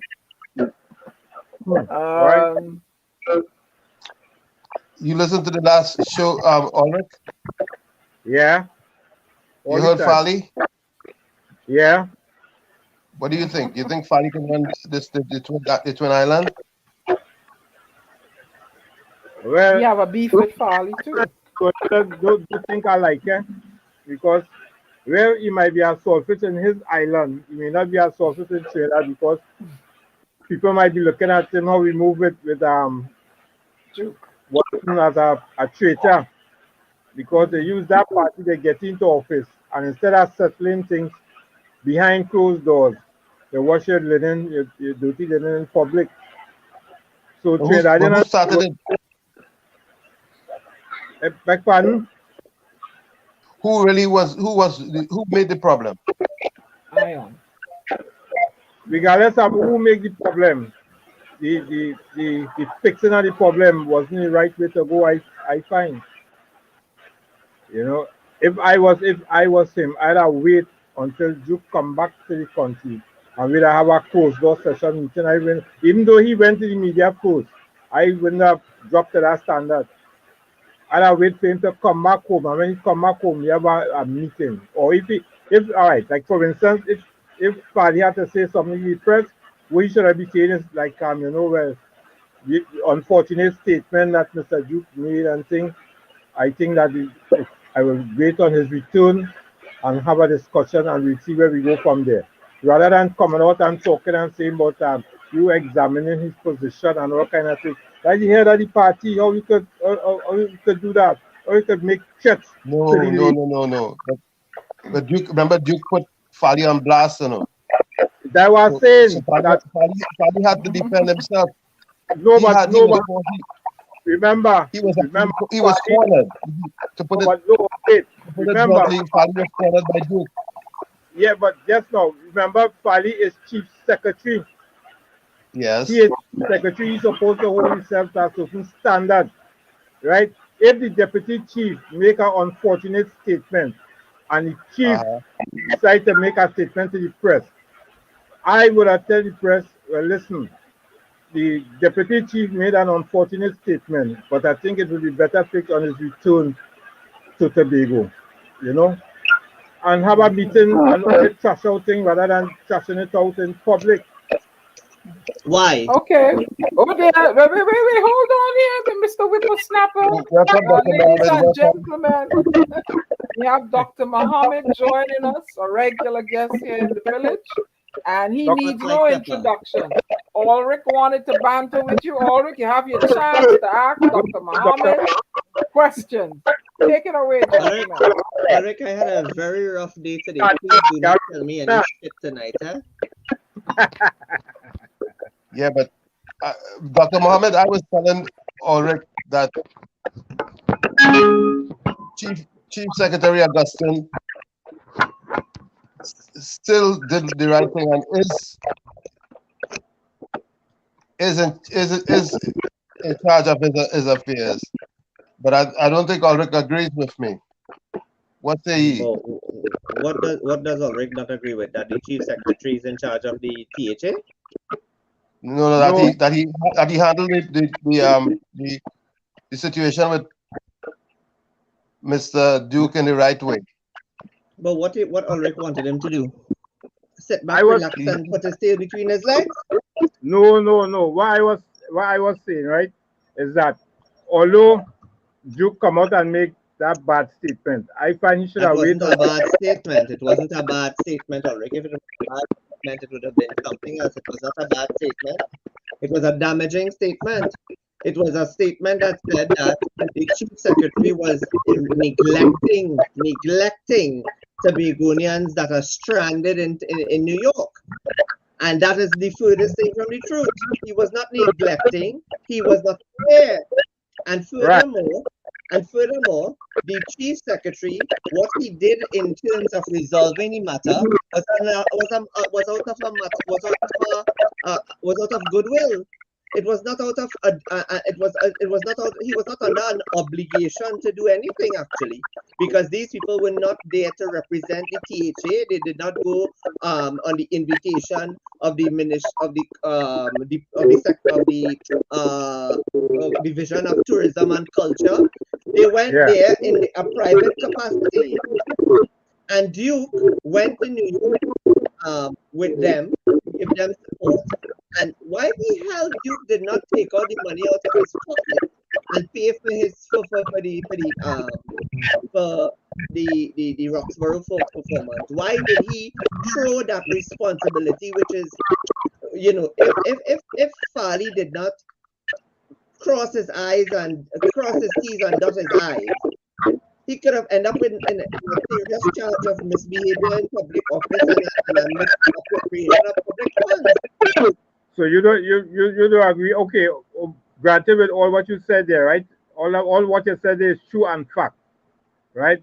But don't you feel with the circumstances with Duke coming out and making statement that if Fali would have come out and say give the same information that he gave there, but where the Duke part, there is the part I based on the Duke himself. Wait until he come back to the country and resolve the matter, rather than time with firing and all them kind of thing. No, but what was there to resolve? You don't think that would be a better move? No, but I want to know what was there to resolve. Well, you never know. With talks bring results. No. Duke had already made his statements in a manner that was disparaging. He had already created the divide. I think he did he intended to do. But I would have still be the bigger man, and he could have say whatever he want to say, but when he come back to the country, that deal with the matter that way. And how would you have dealt with the matter if he come back in the country? Maybe I might have dealt with it the same way how the secretary dealt with it, but just I would have do it in a, use another. No, well, you see, the chief was required to come to make a public statement because he needed to be accountable and transparent in the transaction that was executed on behalf of the Roxborough performers, because it would have been very easy for the PNM to come out and say that the chief secretary misappropriated funds. So the chief secretary was under a duty and responsibility to say to the public exactly what it is.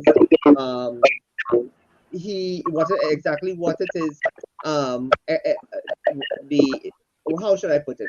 Exactly what it is transpired and give timelines. Yeah. Ray Stelt, you could gas for air. You could go to. You could try and get a oxygen tank. You could go on. You could try and also go on a life support. I will not stop speaking. Right on. Not here in English. So, Dr. Mohammed, we see recently where Mr. Shearer has thrown a hat in the ring, and Amen. Thank you, Jesus.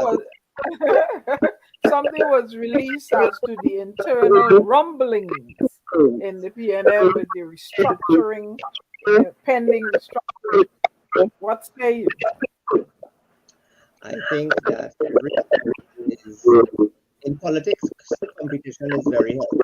And if there's no competition, then you have a level of autocracy. And if your ears need prayers, you need to go to church. You need to probably go over to St. Patrick's. Dr. Mohammed, Ray Stelt is an antagonist. Just don't pay him any mind. Go ahead. No. But I think I need to tell Ray Stelt that he's a jackass. That's what I need to say. I am so tired. Let me tell you, I'm exhausted. So I've had a rough day today, which is me. I'm do a lot of But let's feedback from somebody. Tommy, mute and let's see with you. Dr. Mohammed. Dr. Mohammed. Your audio has a little feedback. I don't know why. Yeah, I don't know. I don't understand why too. Better? Is it better? Go ahead. I don't know if it's us or all, maybe. No, I don't have anything. I don't have anything. I don't have any background. Mute yourself, Tommy. I'm muting myself. Okay.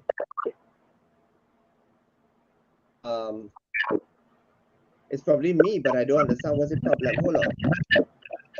Explain you, Dr. Mohammed, because when I muted myself before, I realized it continued. When Ulrich talks, he's clear. When Diana talks, she's clear also. You hear me better? You're sounding like you're on there's a moderation. Let me go out and come back in. Okay. Yeah, Ulrich. Yeah. Ulrich. Dr. Mohammed. He's saying it all well and good enough. I still hold the view that saying that Duke was the leader of the party, even if he make unfortunate statement, even though Valia was to make the statement that he made concerning wherever, the matter should have been settled as soon as Duke come back home, indoors, not in public. And I make a public statement, himself a fire him, and I make a public statement after. But at least, sometimes the best way to solve a problem is to see the person face to face, Sometimes talking and thing don't cut it. Yeah, but what Duke was doing is out here in the United States, he was making disparaging statements about the chief. Yes, I understand. I'm hearing it from you now, Tommy. Yeah. I'm hearing Dr. it Mohammed? from you. Am I better? Is it better? I'm gonna do something with my audio now. Yeah, I'm hearing it from Tommy. And Dr. Mohammed wasn't in. Go ahead, Dr. Mohammed. You were speaking before. All right. So I was saying that competition is always good in a political system, and it is even healthier when the system and the process is one that is transparent. And I think that we are at the stage where the PNM has reached a level of the lowest level it's ever been in terms of popularity in governance, even in comparison to Mr. Manning and even under Mr. Chambers. And I think the party has several factions that has started to show their hand. And I think a lot of them are secretly and quietly supporting Mr. Shearer. I don't think that Karen is the type of person to make a decision to enter into competition, especially if she's not calculating. There's a very high chance of her winning.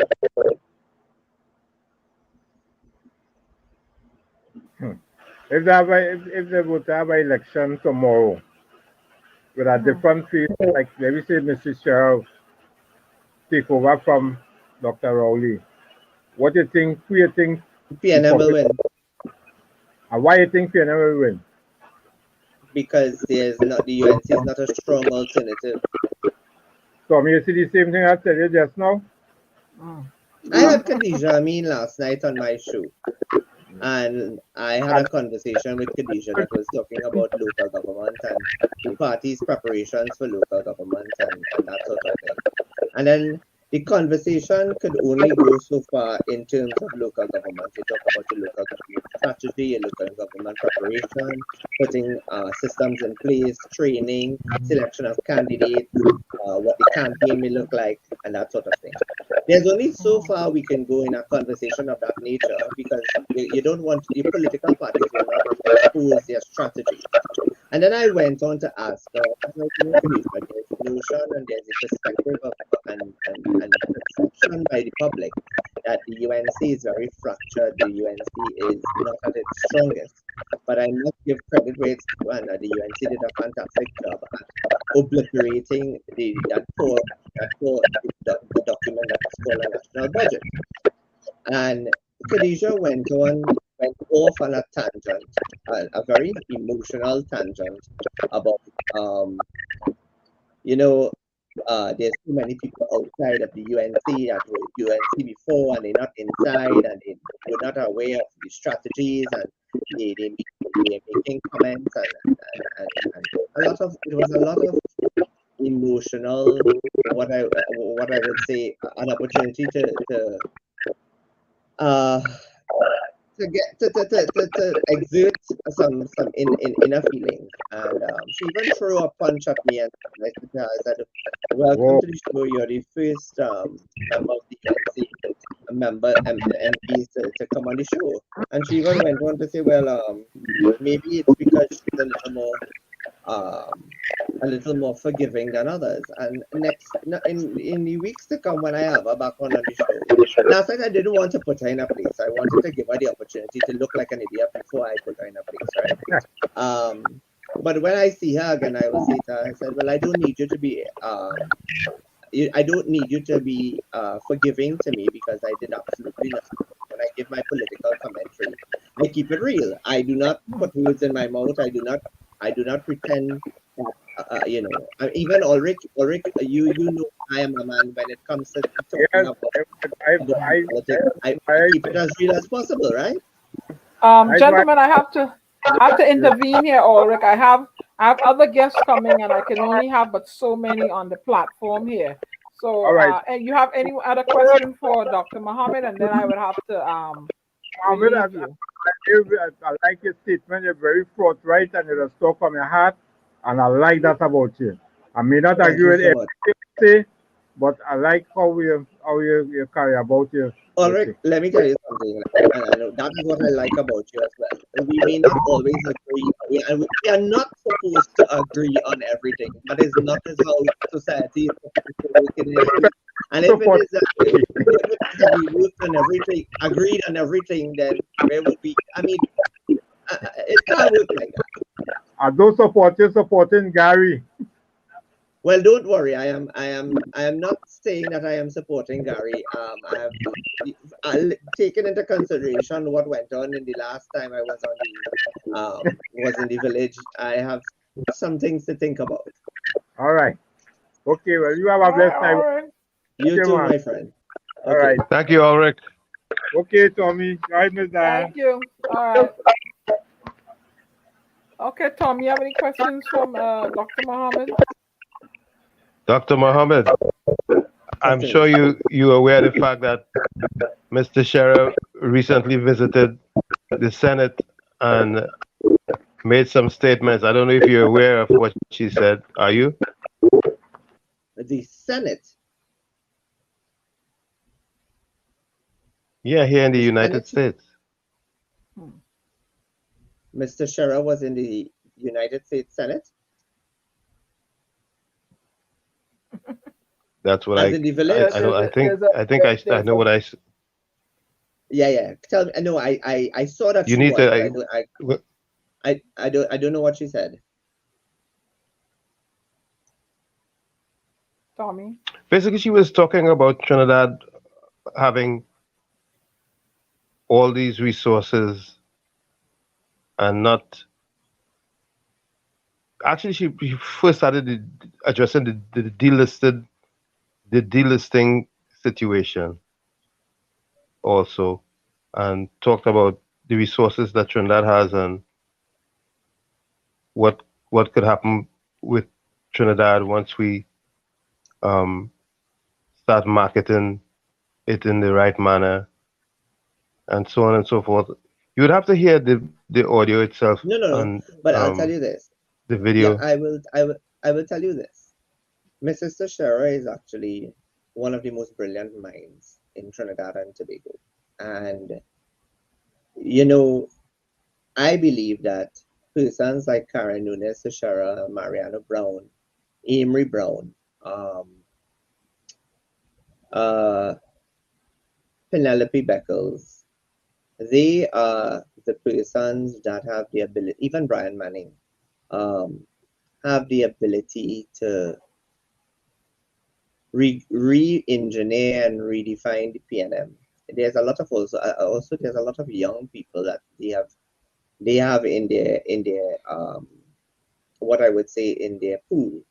That, for example, there's Kwesi Robinson, who I had the opportunity to interview. He's 35 years old and he is the chairman of the Tunapuna Pialpa Regional Corporation. And when I sat down and I spoke to him, and even Mr. Kelvin Morris, who is the minority leader in Tobago, there are these young minds that are capable of, they show a different side of the PNM. They represent a new and a renewed PNM, one that has a thinking that that the PNM is not just a tribe, but that the PNM is moving towards an all-inclusive, more of a plural kind of membership kind of thing, right? And I'll tell you that listening to Mrs. Teixeira and taking in all that she has said, she means very well, and I think she has the capacity and the knowledge. She was not. Mr. Manning was not a prime minister that chose ministers based on likability. He chose ministers based on knowledge, wisdom, and capability, intelligence, and capability. Correct. And Mrs. Teixeira was one. Mr. Mariano Brown was one. I also believe that Trade and Industry Minister Paula Gopi-Schoon is one. I believe also that Paula, however, is very cautious because she understands the politics very well. She has to be cautious in her words and her actions to not. She's a senator, and persons like her and Amory were made senators so that they can be controlled, because you fall out of line, and it is very easy for you to be replaced. Notwithstanding that, the Prime Minister is under serious pressure because he has his former Attorney General that is now under questions have arisen about misbehavior in public office, colluding, trying to influence an independent arm of the state and all of that. And, the question was asked about what was my thoughts on the what was the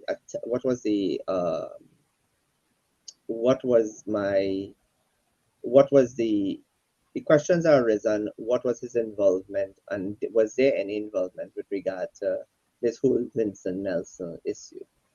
And as the days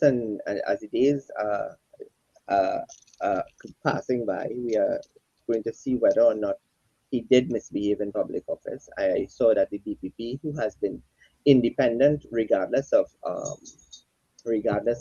administration. In fact, the DPP was offered a position in the judiciary as a High Court judge under the Anand Ramlogan period when Anand Ramlogan was Attorney General. One of the worst Attorney Generals to ever, or the worst Attorney General to ever exist in our country. And he declined the offer and the invitation of the Chief Justice to join the bench. And that is because he saw that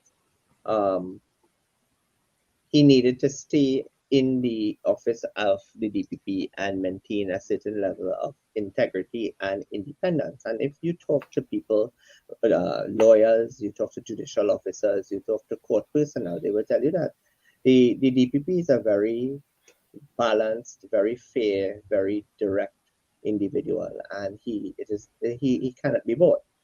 Taken also into consideration that he retires at the age of 60, right? And judges now retire at the age of 70 and 75.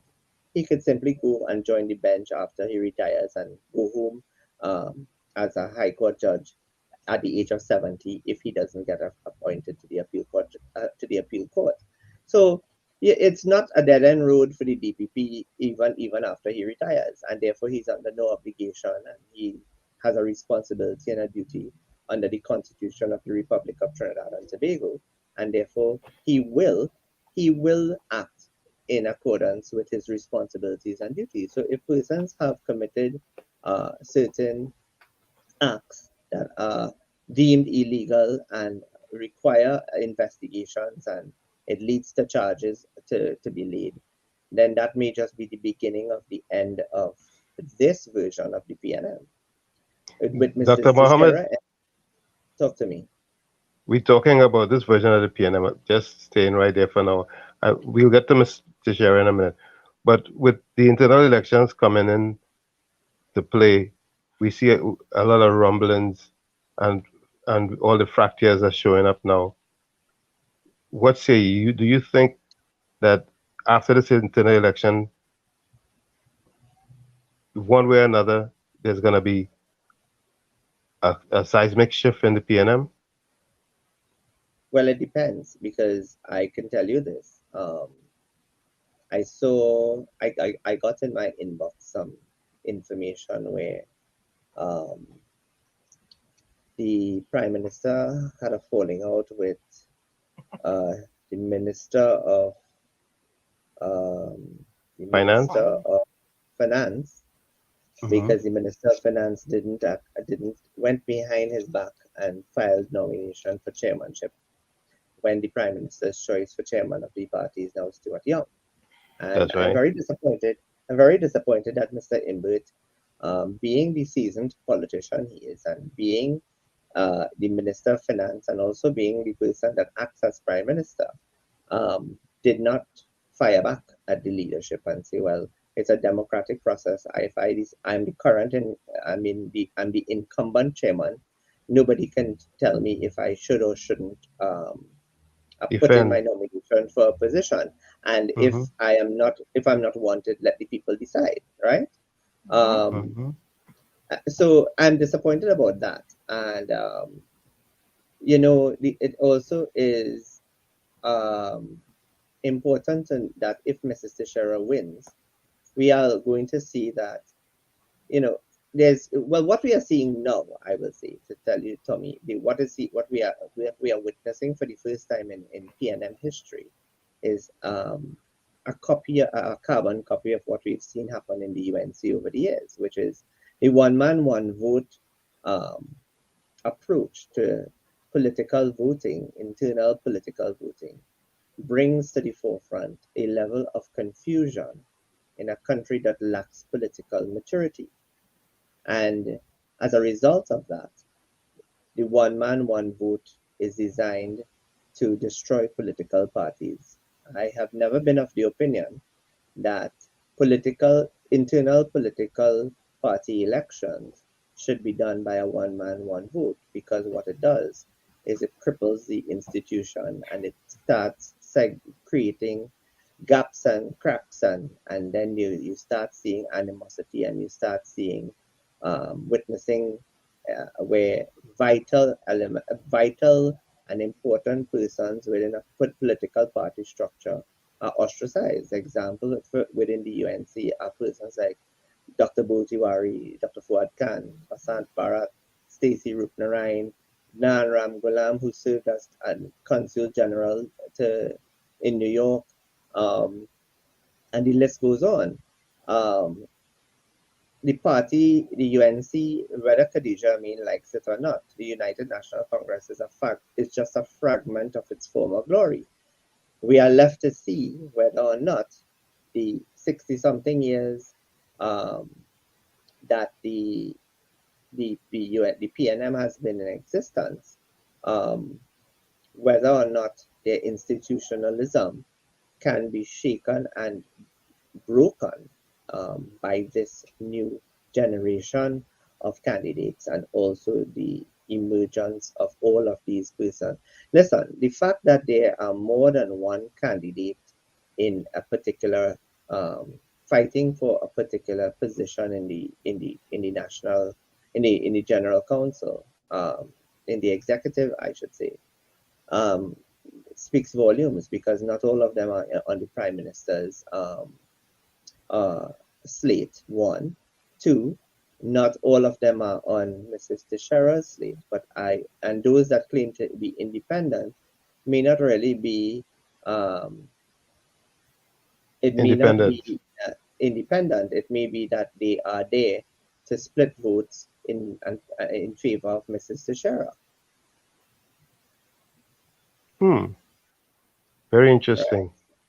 So, you know, what it is, there will be, I do believe, and I said this in an article in The Guardian this week, on Tuesday, on the 4th of October, there's a Guardian article where Dr. Raghunath, Dr. Winford James, and myself were asked about Mrs. Teixeira's entry into the fight for leadership, and I said that it may be a re-emergence of Manningism that is much needed in the PNM. And let us face facts. From 1986 from 1986 all the way till 2010, Mr. Manning did recreate, re-engineer, and diversify the PNM in a way that had not been done in the 30 years before. So, agree. And he brought in a breed of professionals, and he brought in a breed of intelligence that, had he not turned into the megalomaniac that he did, which is not what he, in truth and in fact, what Mr. Manning got frustrated with is that he had a vision for Trinidad and Tobago that surpassed the constitution of Trinidad and Tobago. And what he did not have was a constitutional majority, which is 31 seats. We have 2/3 majorities and 3/5 majorities, but we have to get an absolute constitutional majority to change the entire constitution without needing special majorities is 31 seats. And, you know, he did not have that, and he clearly did not. But Dr. Mohammed, before you said that 31, but the math, when you do the math, it says 29 and or 28. for 2/3. Yeah, no, those are 3/5 and 2/3, right? But to have an all out complete constitutional majority where you don't need any of those 2/3 or 3/5 majorities, where you need a constitutional majority, yeah, to change the constitution completely and holistically, it comes down to 31 seats. And Gavin Nicholas messaged me the other day when I was talking about 2/3 and 3/5 majority, and he misunderstood what I was saying. It was not that we cannot, in Trinidad and Tobago, we've reached the point where after all these years of being a Republican country and a Republican state, we are in a situation where it's said in politics and it's also said in law that the law lags the thing. The thing in this instance is the society and the country. And the law, all of the laws of Trinidad and Tobago, as a matter of fact, are in dire need of complete reform. And therefore, we need a constitutional majority to change things like I am all for a semi-executive president that is elected to office in the same way that the American president is elected into office.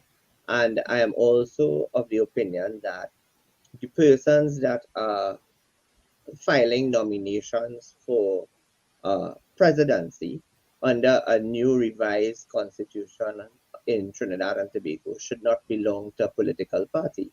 They should be nominated by citizens or NGOs or CBOs and that sort of thing. And then they should go through the process of primaries and run and debates, and then they should face a runoff election as is happening in Brazil.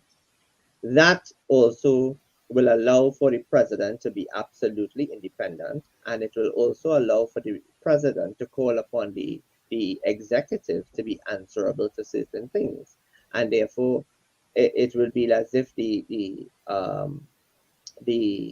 president is the executive director and the prime minister is the CEO, right? So there's a lot of changes that needs to take place in the Republic of Trinidad and Tobago, from constitutional reform, public sector reform, reform of how commissions operate, how authorities operate, how statutory bodies operate, giving more teeth to the public, the Integrity Commission, the revisiting of the death penalty and how the death penalty should be implemented with regards to whether we should move towards categories of heinous crimes, and therefore the more heinous the crime, the more deadly, the more harsh, I should say, the punishment, the execution.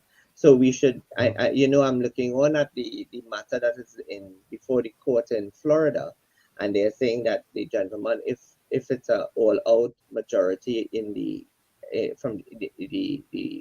if the jury comes with a unanimous decision and he's sentenced to death, then he has the option of either the electric chair or lethal injection. I am saying in Trinidad and Tobago, there should be no option. The law will dictate the type of execution you receive, whether it is hanging, whether it is the electric chair, or whether it is by lethal injection. So there's a lot of things in my mind that continues to resonate, because we are in need of leaders that are going to see a brighter future for Trinidad and Tobago, and a future that involves progressive and innovative and creative thinking, and one that is very transformational. I believe that Karen Nunes Teixeira is one of those persons, and she has the ability to get crossover appeal. And she is. I had a conversation with Mrs. Teixeira the other day, and it was not necessarily an interview we were having. We were having a discussion about her coming on my show for budget, and she had already committed to other stations. So I intend to have her after the Diwali season. I have enough time to have her on the show and interview her and interview others. In fact, I would also like uh, to bring on more parliamentarians from the UNC. So there's more of and even people from Tobago and from Gary's party. So we get a holistic overview of what politicians are thinking. But if the UNC is a reflection of Khadija Amin as of yesterday, then God help us. Before you were talking about a team, you were kind of banding about names that would make a team that is more progressive for the PNM. Do you believe that with Mr. Shearer at the helm and some of these other persons that you mentioned a short while ago, that they can really recalibrate the society and make a difference with the way we go forward? Well, to start with, I think the country itself is in need of a dynamic leader. And Mrs. Tish, what I like about Karen Nunes Teixeira is that, like myself, she doesn't put words in her mouth, and she's not afraid to speak out. And I think that is one of the things that we need as leaders in this country, that we should be able to be very vocal and as blunt as possible and as raw as the truth is. And I am fed up and tired of people buttering things up and everybody saying, well, it is not what you say, is how you say it. I know, yes, there's a place and a time for that. But at the same time, when you are speaking to the people of Trinidad and Tobago and you're trying to engender public confidence in you as an individual, you need to speak it out as it is. People need to see it as and call it out for what it is. And if the government is incompetent and the government has placed Trinidad and Tobago by virtue of the 2022-23 budget in a very unstable scenario, because you pegged a budget at $92.50 per barrel of oil, and the week after oil was $86.99, and the week after that it was $82, and the week after that it went up to $91.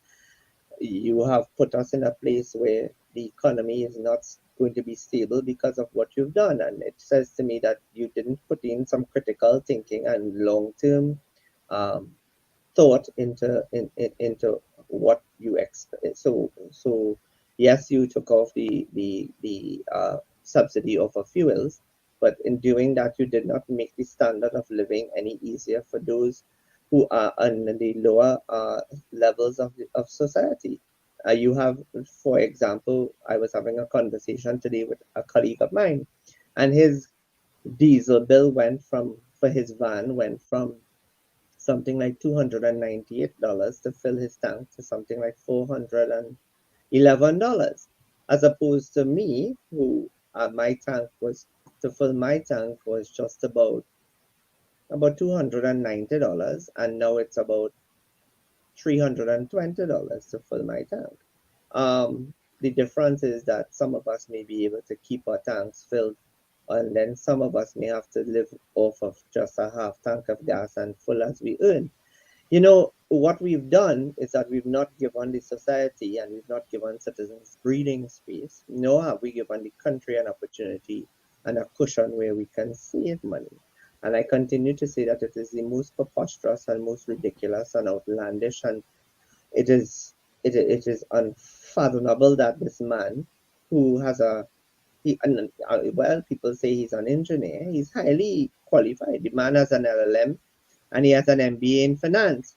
So it is not that he's not aware of the financial scenarios and budgeting and all of those things, but why in God's name would you put us in a position where, as the oil prices fluctuate, so does our economy? Unless it is we were earning money and you never told us that we have money that cushions us in a way that you can spend money. I mean, there's so much lies and there's so many half-truths and in nuances and lack of information and communication in this country as a result of the broken governance of the People's National Movement at this stage, somebody in our country needs to stand up. And right now it's Karen Nunes Teixeira. And for all you know, last time I was here, Judy and others were. Judy, you can go ahead. And do you believe that Karen Nunes Teixeira would be better in her own political party? I think no. I think Karen had that opportunity. Mariano had that opportunity. They all had that opportunity to join another political party in between 2010 and now, and they didn't. And you know, I also believe in with regard to Karen and her intentions to fight the internal election is that it's not a matter of being PNM, but it's a matter of belonging to an organization that you saw glory in at one point in time, and you served in it in a glorious manner, and you saw development in a manner that was progressive, and people did not understand that. I will also say that I don't believe in my research that I've done. I don't think Mr. Manning effectively articulated his vision 2020 for Trinidad and Tobago when he started building all of those buildings, which was really to move away from that whole, what we are faced now with is millions of dollars of money, taxpayers' money spent in rentals, right? And I don't understand why we should be paying rent for buildings that we could build and own and not have to pay rent, right? That's one. So in his trust and his steadfast thinking to take us to the next level, he kept it all here and he did not speak it. And when he spoke, he did talk about it, Dr. Shane Mohammed. Let me defend him. Let me defend him. He didn't because I was there. He did say that these buildings were going to alleviate that rental burden that the country was facing. Yes, Tommy, I agree with you on that, but he did not always what came out of Mr. Manning, and we saw the progression of Mr. Manning over the years. Mr. Manning, because of his steadfastness and his vision to take us to the next level, his aggression and his arrogance skewed the full view that he had for the country by not articulating it in an effective manner to Trinidad and Tobago overall. And I guess it was his way of testing the waters and calling an election, not because he was tired or fed up, is that he knew that he was becoming unpopular. He had become unpopular, and he had not become unpopular by anything else but his own utterances. I mean, I can quote Colm Imbert. Imbert said to me in a conversation in 2010, he said to me, I said, Colm, are you bipolar? He said, he laughed and he said, but Mohammed, how you could ask me that? I said, no, but are you schizophrenic? He said, no. I said, do you have mental health issues? He said, no. I said, so how is it so easy for you to switch from an aggressive and arrogant minister of government to a regular, normal, laughable, affable member of parliament in opposition? And he said to me, he said, power. He said, power makes you believe that you are invincible, and it gives you a feeling that you can rule the world and you are large and in charge. And then one day, I said, so what happened with regard to this election? He said, Mr. Manning came to him and told him that he was going to call us. No, Mr. Manning didn't tell him that. Mr. Manning, in exiting the parliament, told him that he was coming to the parliament the next day with a shock for the country. And Colm said he got very concerned and he pressed him some more and he said, well, Patrick, boss, what are you talking about? Chief, what you talking about? He said, I'm going to have come in with a strategy tomorrow and it's going to shock the country. And he said, well, you have me a little bit concerned. And then he told him, he said, I'm going to call a snap election. And Colm said he tried overnight to convince him to not do it because he knew that it was not going to be in the party's favor. And he said at a certain point in time, Mr. Manning stopped taking any calls from anyone because he had properly well made up his mind, and he walked into the parliament the next day and he dissolved the parliament and he called an election on the 4th of April 2010. All right. So, you know, so at the end of the day, all of that history comes back to Mr. Manning did not envision that. I don't think he envisioned that Keith Rowley would have been leader of the party. Nor did he believe that Keith Rowley would have been prime minister. And Keith Rowley Nor did he believe he was gonna. Nor did he believe he was gonna lose that election. Nor did he believe that he was going to lose that election. Correct, because he didn't believe that. I was there. I know. I know. I was there. And he didn't believe that Kamala Persad-Bissessar had it in her to rally around and to meet with Dukaran and pull the forces together and start you know, pushing for a whole new agenda. If I had known that, I would tell you this. I would tell you this, Tommy. If I had known better, I would have advised the COP that they should have insisted that in joining the partnership, that Mr. Dukaran be given the first term in office as Prime Minister. Because, to be quite honest with you, on reflection, Mrs. Persad-Bissessar was a complete disaster. She was a contingent leader. She was a leader. She was heavily dependent on the contingency approach. She was also very susceptible to reaction. She was very reaction and situational. And she was also very heavily a populist. She enjoyed that being choreographed. And I said that the other day. The choreography of Mrs. Persad-Bissessar had become unbearable, to be honest with you. It was disgusting. She had lost herself in an aim to try to be somebody and try to emulate Margaret Thatcher and the great female leaders of yesteryear. But Margaret Thatcher, Golda Meir and Margaret Thatcher and former Chancellor of Germany, they were all authentic female leaders. Even Indira Gandhi, even Theresa May was also an authentic female leader. Jacinta Ardern, Mia Mottley, Dame Eugenia Charles, Janet Jagan, you name them. They were all very authentic leaders. Even the first female Prime Minister of all times, Prime Minister Bandaranaike of Sri Lanka, who came in as in 1960 as Prime Minister of Sri Lanka.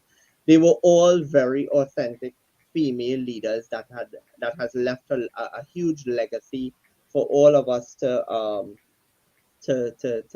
study and to look at and examine. I mean, Golda Meir was Palestinian. How many people know that Golda Meir was actually a Palestinian? She was Palestinian born in what was one entire Israel. And one of the things that she did not do was she kept her success. She went into office as a pretty old, mature, a very aged lady. She went into office at the age of 80. She won the election, and she was very successful. She did not have a position on the division between Palestine and Israel. She was very gray in that matter because she understood that, you know, she had a country to run and there were greater and larger things on her agenda. Yeah, on her agenda.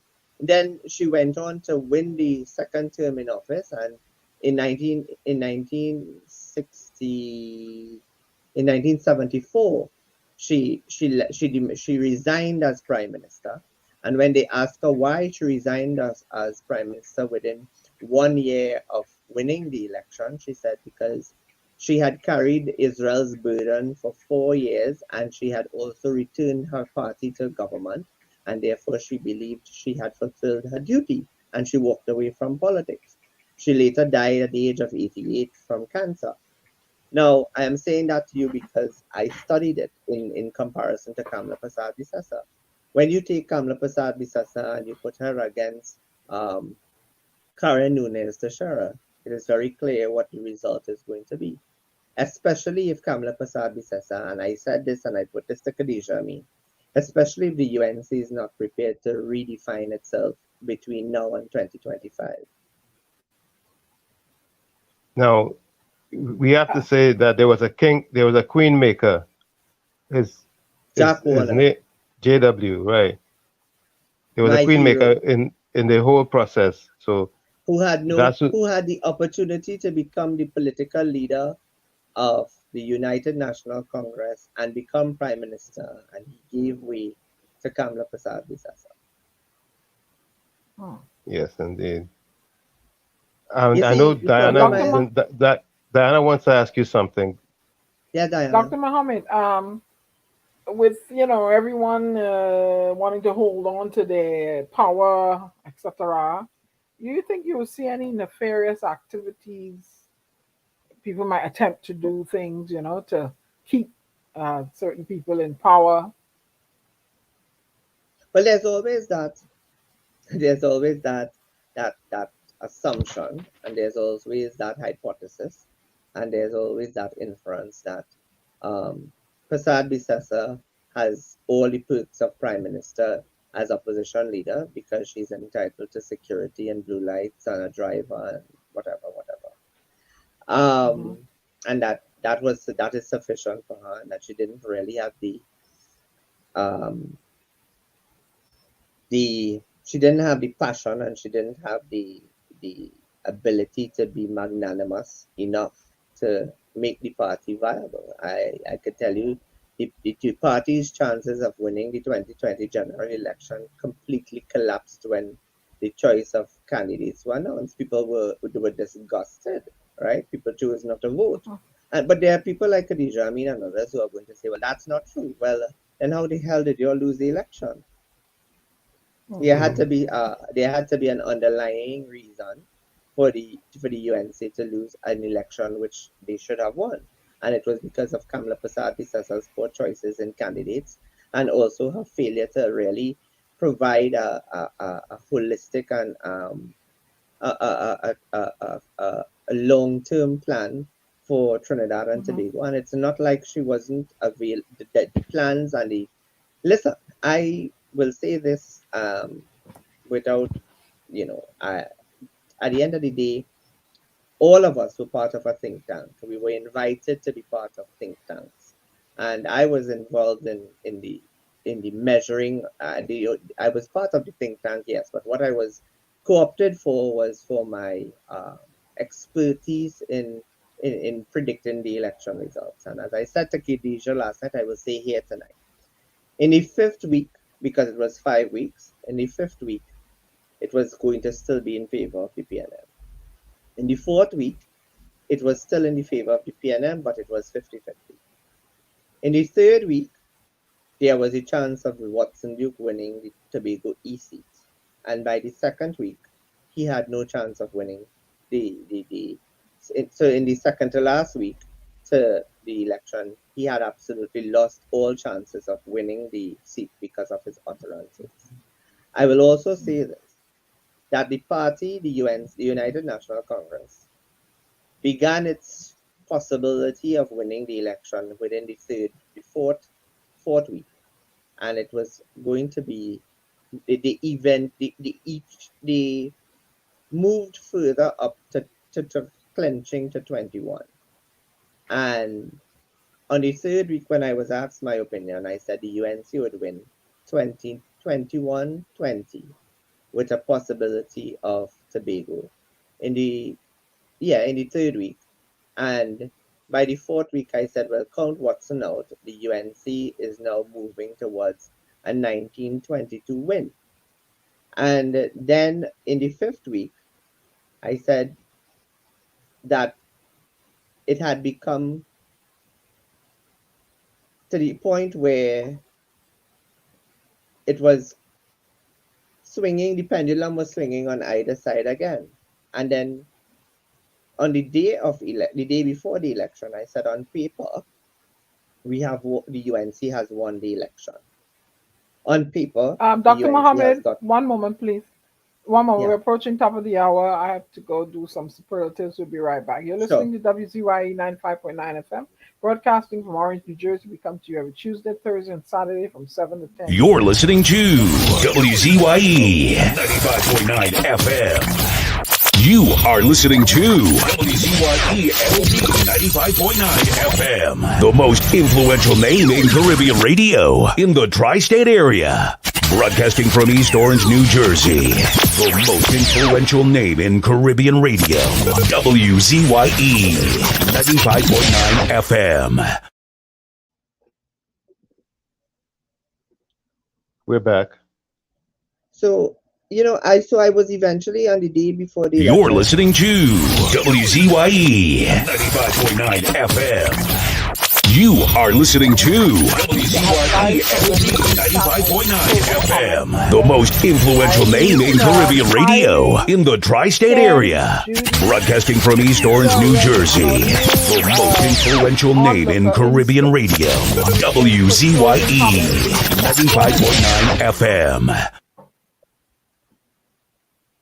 Okay. Go ahead. Yeah, Dr. so Mohammed. but by the day before I told them they had lost, they on paper they had won, but by 2 p.m. the next day they had lost. And on 7 o'clock, I was on radio being interviewed by Gideon Anamansing, and he asked me, he said, Mr. Mohammed, what is your prediction? I said the PNM has won 22 seats, UNC 19. He said, what? I said the UNC has lost the election. And when the numbers started to come in, I just kept shaking my head. I said, it's not going to, I said, I guarantee you they're going to get to 19 and stop. And they got to 19 and stop. Because the election day machinery in St. Joseph collapsed at 2 o'clock. And Julian John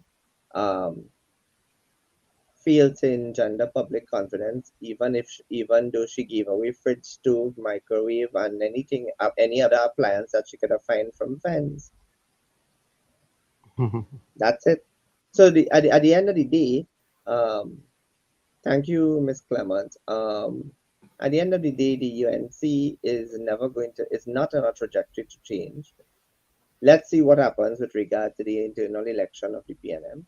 I think it is interesting to see. I think the change may come from within the Tobago space. Let's, Mrs. Teixeira has taken a magnanimous, a very Goliath, David and Goliath challenge, but it's not impossible because Dr. Rowley is very much unpopular even among his own members and his own supporters and followers. So let's see what the turnout or the voter turnout looks like. And it's unfortunate that there isn't a third player in the game for leadership. So there would have been a nice split there to see who would have eventually. But is it just them? Is it just them both for leadership? Yeah, I thought there was someone else.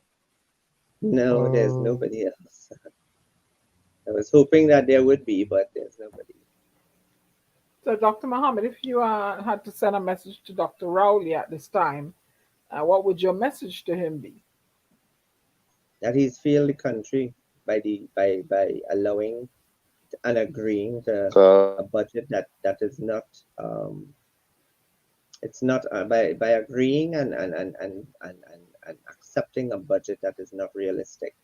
And he's put us in a very vulnerable and volatile scenario. And he's not put us in a trajectory of progress and development and innovation and creativity. And this may very well be the test of his leadership. Well, once again, Dr. Mohammed, I thank you for coming into the village and enlightening us and educating us on short notice. You're always available. And I learn a lot from you. Sitting here, I take notes, mental notes, written notes. So thank you so very much. Thanks once again for coming into the village. We'll speak with you so very much as this situation unfolds. Evolves. Yes, very much so. It's going to be an interesting ride. Yes.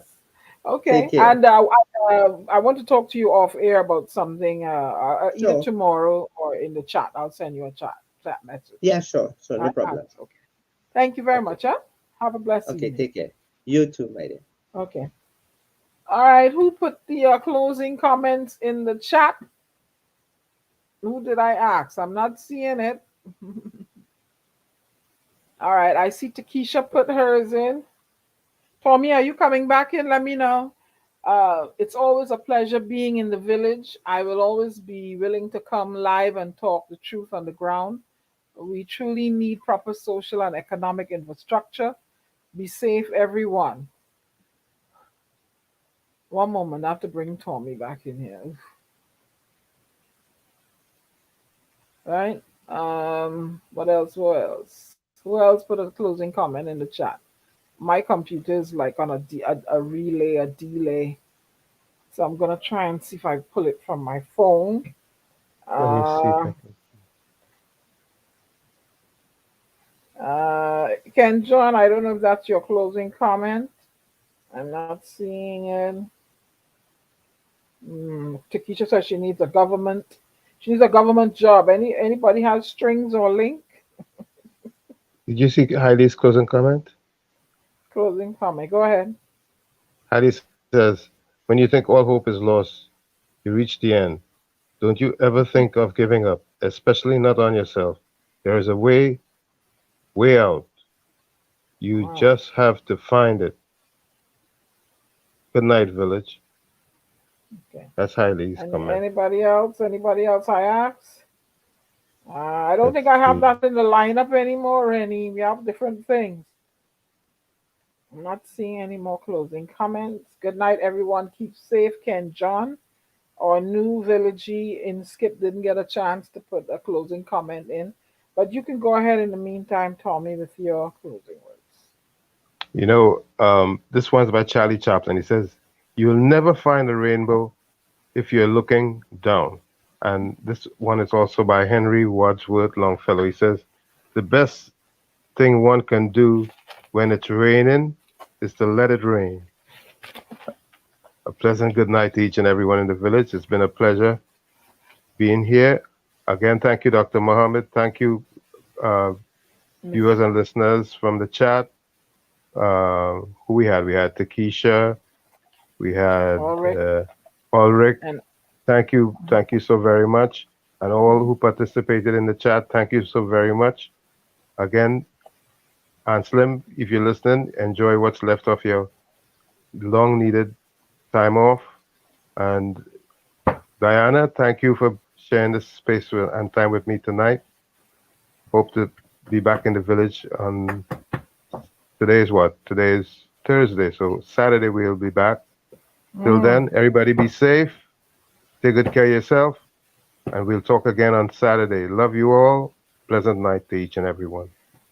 Okay, I want to say thank you to Miss Joan Byrne from the National Transformation Alliance for coming in and sharing her agenda with us. I'm going to close tonight by saying the following. I could see it. The vote is precious. It is the most powerful non-violent tool we have in a democratic society, and we must use it. It is not enough to just want change. You have to go and make change by voting. Someone struggled for your right to be able to vote. Use it wisely. Don't be swayed by goods and services that you're entitled to when they are paraded as trinkets to bamboozle you for your golden ballot. This is your poet and your global ambassador. We're going to bid you auf Wiedersehen until we meet again. If Anselm is listening, hasta la noche. I hope you know what I say. Hasta la noche. Until the night. Hasta la noche means what? Until the night. Until the night? Well, you know. So I'm going to go with something up and, bouncy. And exactly what's going on in the parliament right now. So here we go.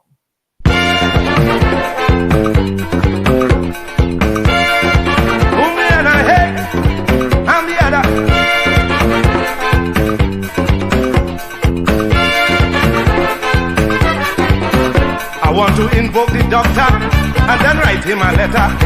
I want to ask him a question, if he knew what was going on. The other day I was passing, I hear people complaining.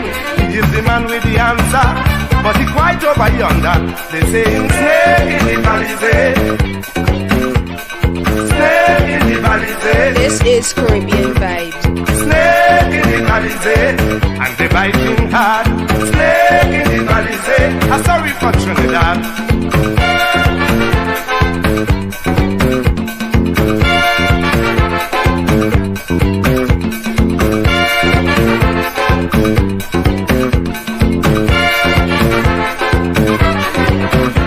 Big snakes in the country, man, they worse than Mappy feet. When they making the racket, they just dress up in nice jacket. Some big fat mackerel drink out the oil in the oil well. I don't know how they found the key, but I hear they empty the treasury. Snake in the palisade. Snake in the palisade. Snake in the palisade. And they biting hard. Snake in the palisade. Destroying Trinidad.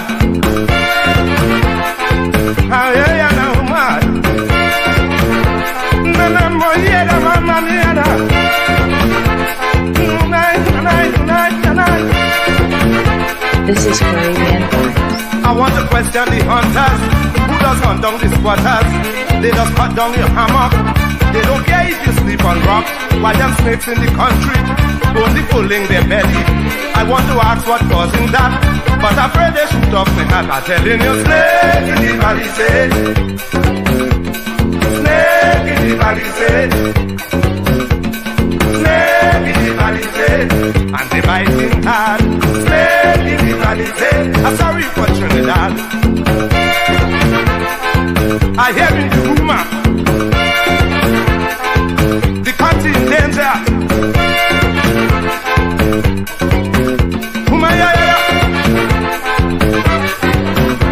Them snake have no feelings. They just bite up anything. I hear they bite up the money and have the country in jeopardy. They bite up the pipeline, no water for the swine. I don't know what they would do next. They bite up a whole racing complex. Snake in the palisade.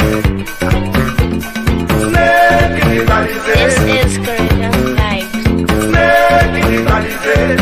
And they biting hard. Snake in the palisade. I'm sorry for Trinidad.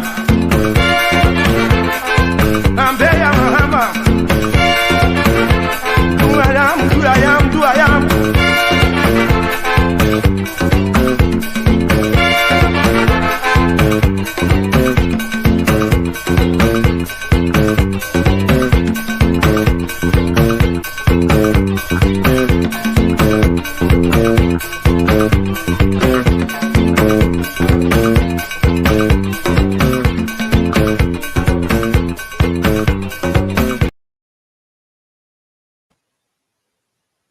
WZYE 95.9 FM. Thanks. Good night.